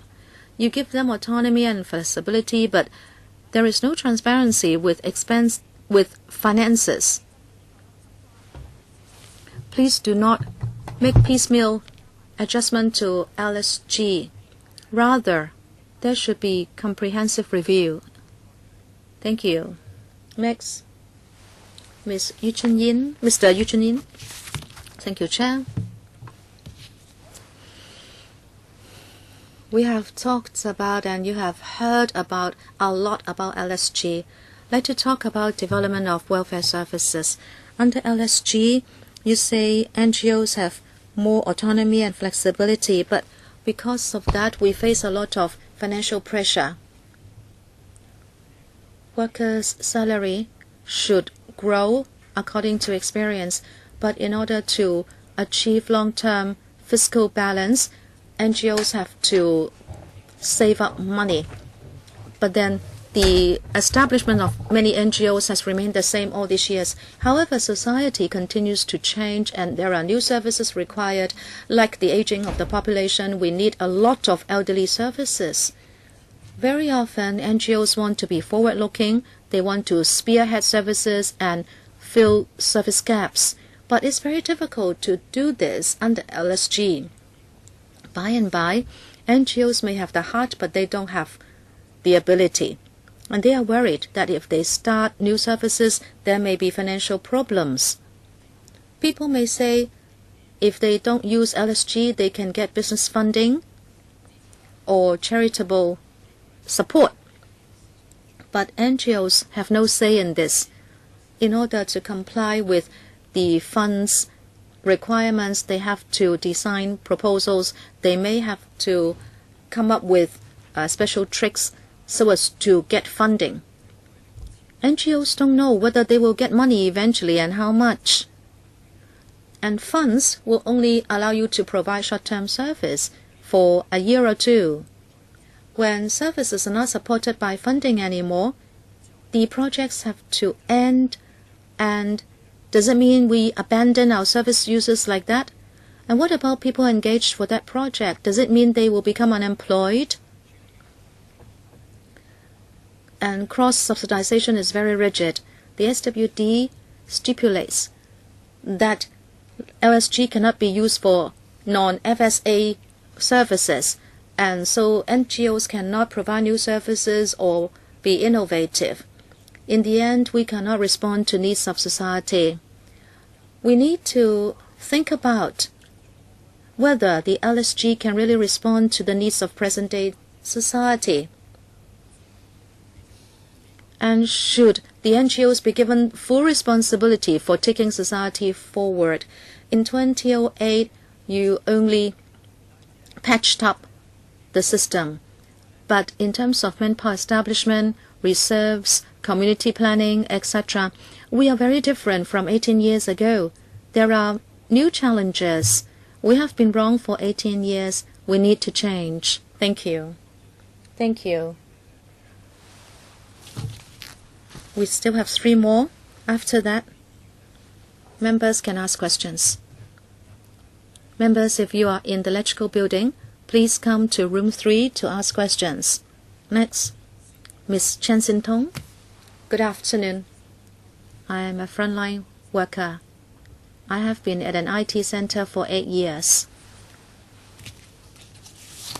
When I started my studies, I started to fight for equal pay for equal work, but I have been working for 8 years now. I feel quite incompetent about this. As a frontline worker, I understand why you launched LSG. Perhaps you wanted to give us room for using our resources flexibly, and you want to allow us to be innovative. But why do you subject us to FSA? Every day we need to chase business targets. We have to come up with figures to make up the sums, and we have no time for innovative. Well, all right, if you are a superman, you don't eat, you don't sleep, and you continue to work and work, and then when you want to think about new services, the NGOs will say, you look for funding, we don't have money. In the end, I have to comply with funding and also FSA requirements. How can we do it? And you have to support the existing staff, and if you want to be innovative, you need new workers. Now, every day we need to go to schools because they are a source of funding, so we can continue to nurture the staff. But sorry, you don't have time for innovation. You can't squeeze it out of us. If you ask us for new projects, well, I want to do many things. I have been working for 8 years and I am not blind to the needs of my service targets. But I have no money, no time, no people. In the end, we can only try to fulfill FSA. In other words, our services are decided by funding and FSA, not users. I have studied for 3 years and our professor said we should build up relationship with clients and then look for service needs and then map out the directions. But because of FSA, I have to plan for what I will do next year. In other words, I have to speculate what is needed. But young people's needs are changing from 1 minute to another. They don't go for Pokemon Go, and they go for this traveling frog game. And every day I have to fulfill what I wrote down a year ago, but that is not the need of my client anymore, and I can hardly catch up. Secondly, can we have a more proper or official salary structure? We have a certificate or degree. Since we have to provide different services and we can serve our clients on different levels, we need division of labor to provide the services people need. But with a lump sum grant, our NGOs and staff may want to go for a bigger staff instead of fewer people. That is only normal. So as a result, they use a lower pay to employ social workers that are degree holders, and do you think they want promotion? Of course, we have a family burden and there is inflation. We cannot put up with the same salary for a long time, and so they have to go. And clients are saying that every 3 years there will be a new social worker, and this is a hurt to them. And I am a social worker. I want to help my clients, but I may end up hurting them as a result. So are you for a number of sessions, a number of attendances, or after quality service? Quality service needs time to plan and to prepare. You have to think twice. What is your system meant to do? Do you want us to give you the maximum number of sessions, or do you want us to genuinely help our clients? Ms. Wong Shuk-ming, I think the administration will not deny that the purpose of social services is to help the clients. However, we are under great burden. Workers will see their pay cut by NGOs, which also face great pressure. NGOs may cut the number of staff and all that, and then existing staff will be asked to take up more workload. This was already the case in 2008. However, the administration has refused to change the system. But what policy does the administration have to solve the problems? The fiscal autonomy is given to NGOs. They can manage their resources. However, the reserves cannot be up to 25% of their operating expenses. So the risks have been transferred to NGOs. On the one hand, the NGOs fear that they don't have enough resources, so they suppress the pay of social workers. On the other hand, they are worried that if there is too much reserve, the money may have to be returned to the government, so they spend money unwisely. So there was a recent incident. Can the government ask the NGO whether reserves can be used to address that problem? And if it is not allowed, can the government provide extra resources to ensure their service users will not be affected? Well, I just mentioned an NGO that ran into problem, but we should also take care of other NGOs that may face similar risks and pressure. We have to prevent such an incident to happen again. Can the current mechanism help NGOs and prevent similar incidents? We should not just use the best management manual to prevent such things from happening. And the response from the SWD is you have all along monitor the performance of loss-making NGO, and this is because the NGO has not reported to the administration extra services.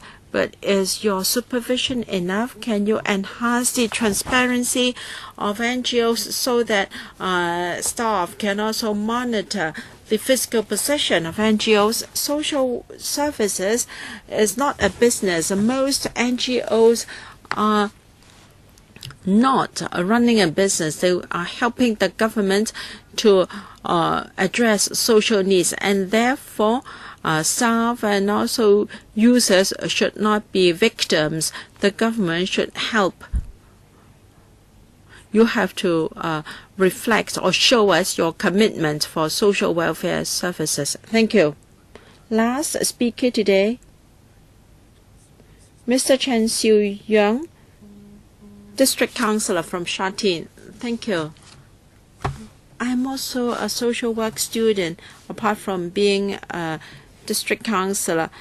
I don't know whether I should go on with my speech.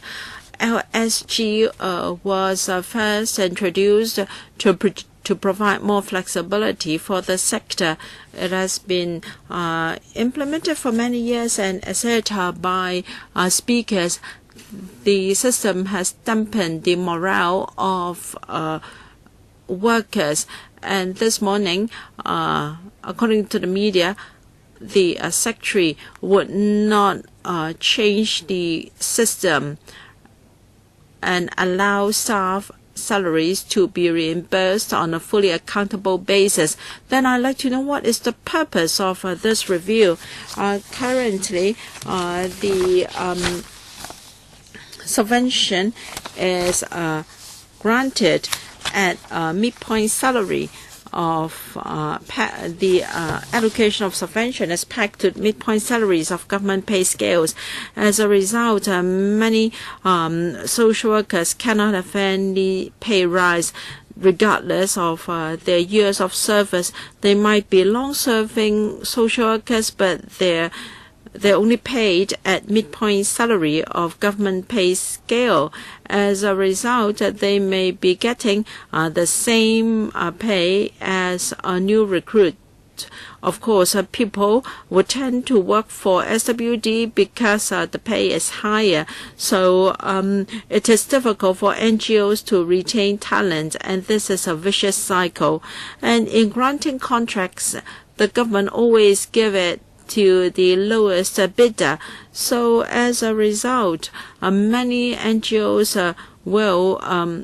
actually the government is expecting the maximum output with minimum input. Is that possible? Our frontline workers are overloaded. As a result, we cannot address the needs of our clients.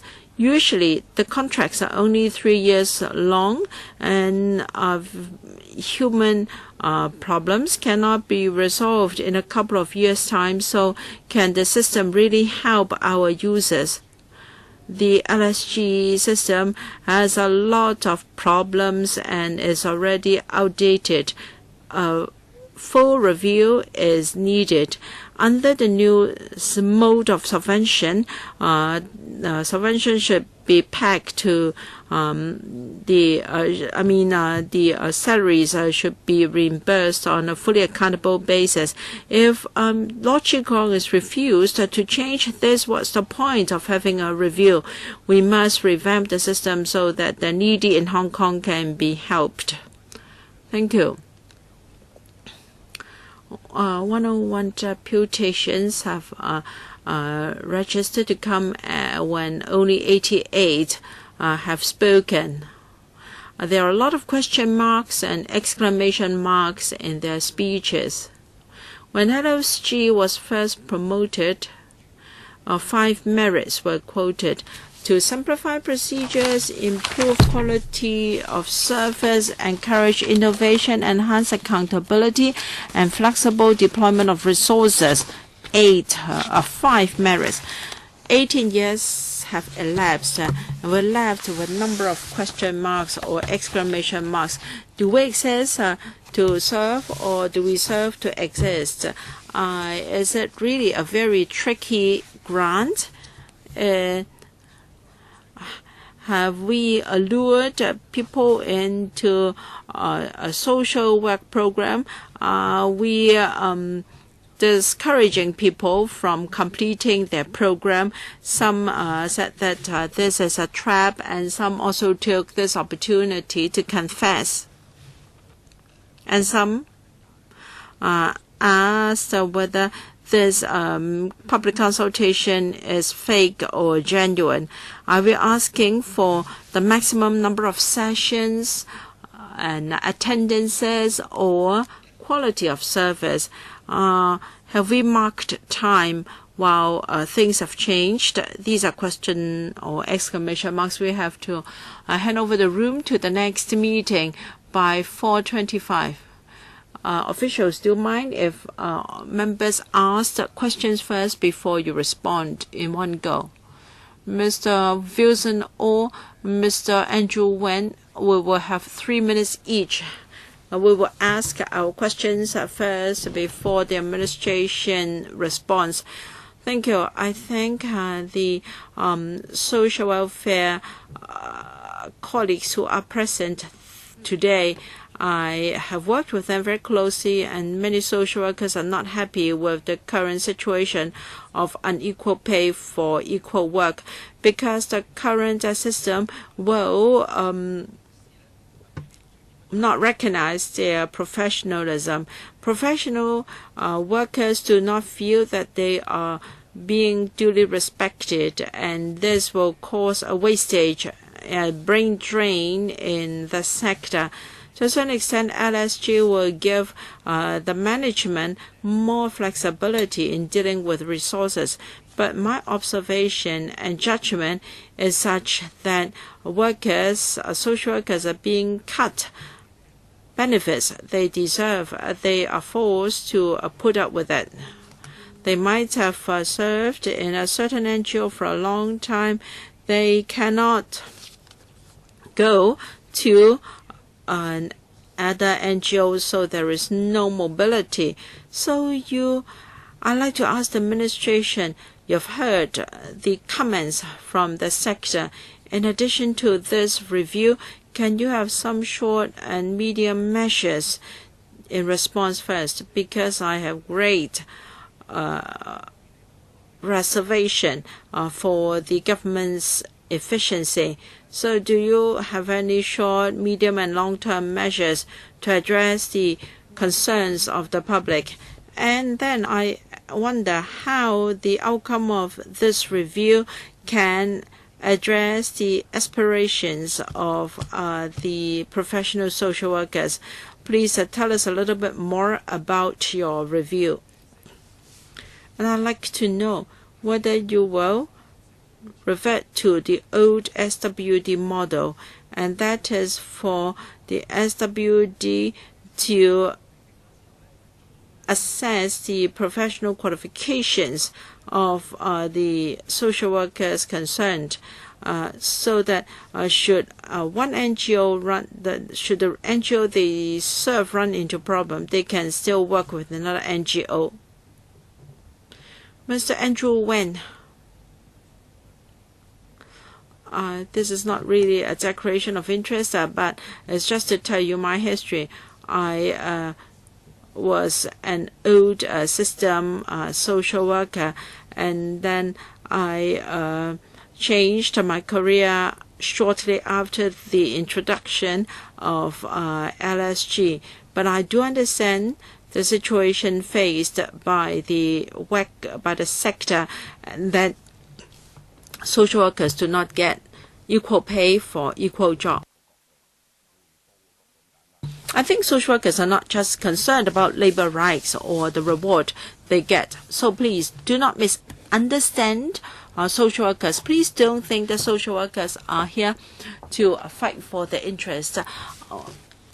I think they are more concerned about the nature of LSW. Chairman, I think you understand that when LSG was first proposed, he criticized it strongly because the focus was entirely wrong. People talked about cost effectiveness, and when lump sum grant was introduced, I think the directors of NGOs with business background welcomed it most. They would say that, well, it would be better if we have LSG. That is a very bad attitude, and even the government has adopted this attitude. They use money to evaluate services that can really help society. So you want us to spend less to provide the same amount of services, at least in service to the public. I think this is strange. On the one hand, the government claims that the sector should become more professional, and yet what you do here is against that intention. So you talk about streamlining procedures and enhancing flexibility. In fact, workers are working harder, and they cannot achieve what they intend to do.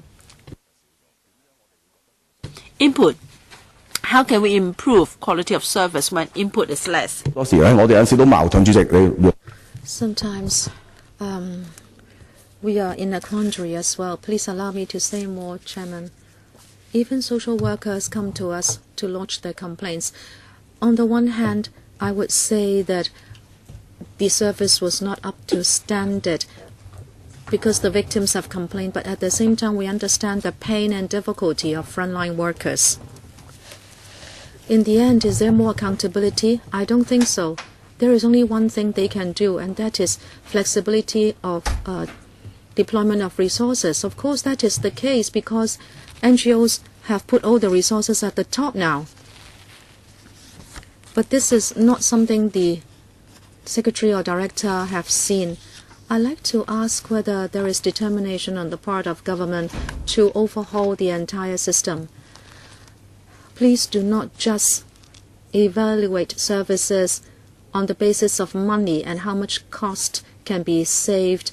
What is the figure that you are happy with? Please do not think that there is improvement in service just because the figures have improved. I think you are not treating social workers as professionals. I'd like to talk about the core of the issue.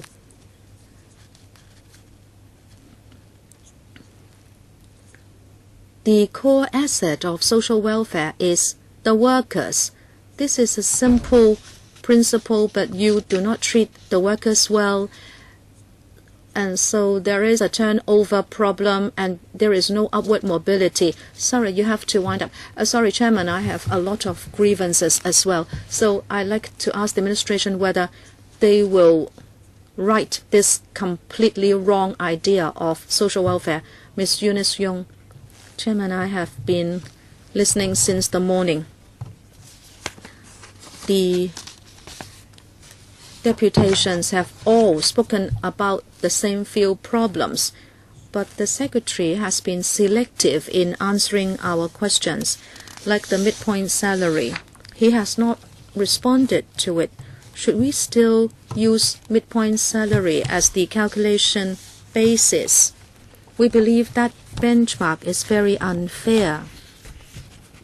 There are experienced social workers in many NGOs, but they are not properly remunerated.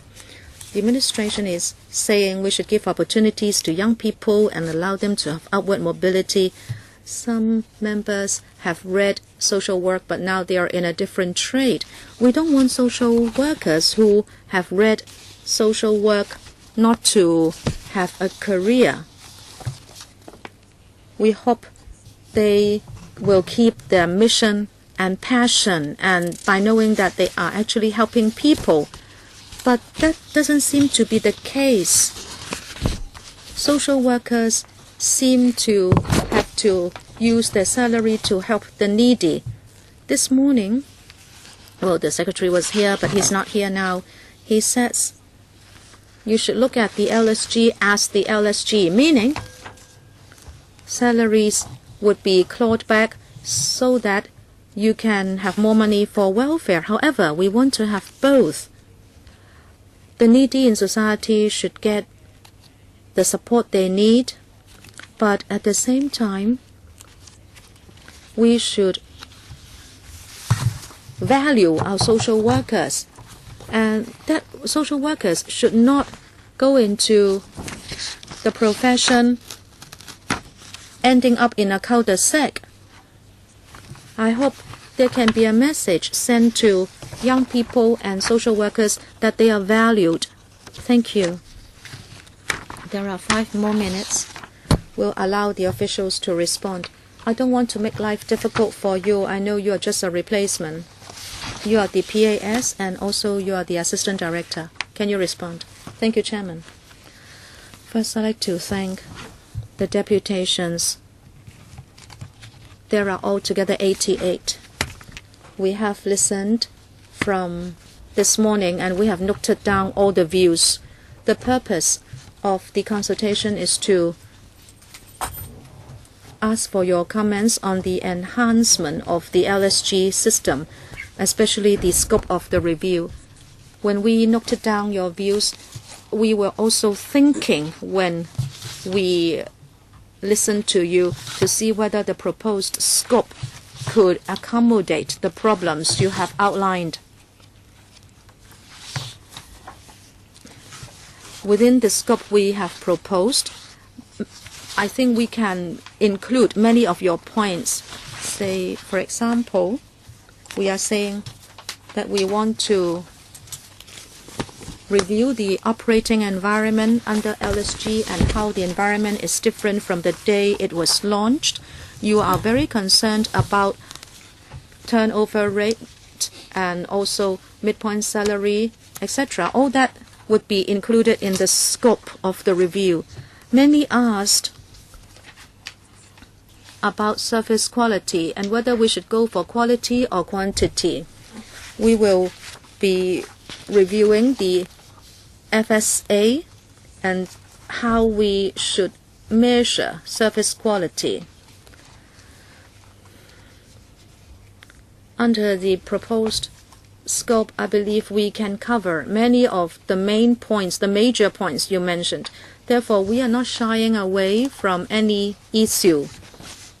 As long as there is something you want to review under the present system, you can raise it. As we have included in the paper, there is a timetable. This is a review that we will do together with the sector. We are not going to work behind closed doors. There will be exchange sessions. There will be focus groups. We will be listening to you and taking on board your views. As you know, Chairman, recently we have drawn up a questionnaire to seek information from the sector, and we have decided on the draft questionnaire after many times of consultation. I hope you will trust us that we are sincere in doing this review, which will be done together with you. Thank you, Mr. Zhang. Mr. Wong, anything from you? I think Mr. Zhang has covered many main points. I will just reiterate that during the entire review progress, we place a lot of store by the views of the sector. Apart from today's hearing, there will be focus group meetings and also a sectoral hearing on every part of the scope of the review. We will be seeking views from the stakeholders in the sector. Okay, well, you said very well. You said there were 88 deputations, and when you listened to them, you reflected on what could be taken on board. Your paper has included the scope of the review, and if you will really accept the 88 points, but in the end, you would stick to what we have, then I don't know whether the views would go down the drain. We have spent a lot of time and energy for this hearing. I'm sure after listening, you should adjust the scope of the review. Otherwise, this hearing will come to nothing. Some people talked about the performance of the board of directors and also supervision of the board of directors and also the composition of the task force. Many views have been put forward. I hope the Bureau and the department will really respect these views. Okay. It's now 24 minutes past 4. We need to hand over the venue to another meeting. We thank deputations again. We have had this hearing since 8:30 this morning. The AD has sat through the hearing. Thank you. And many deputations and individuals have come, altogether 88, who have expressed their views. We have heard you clearly that the 18-year-old LSG is fraught with problems, and you have high hopes for this review, hoping that it will bring about major changes. Okay, that's the end of the panel meeting today. Thank you.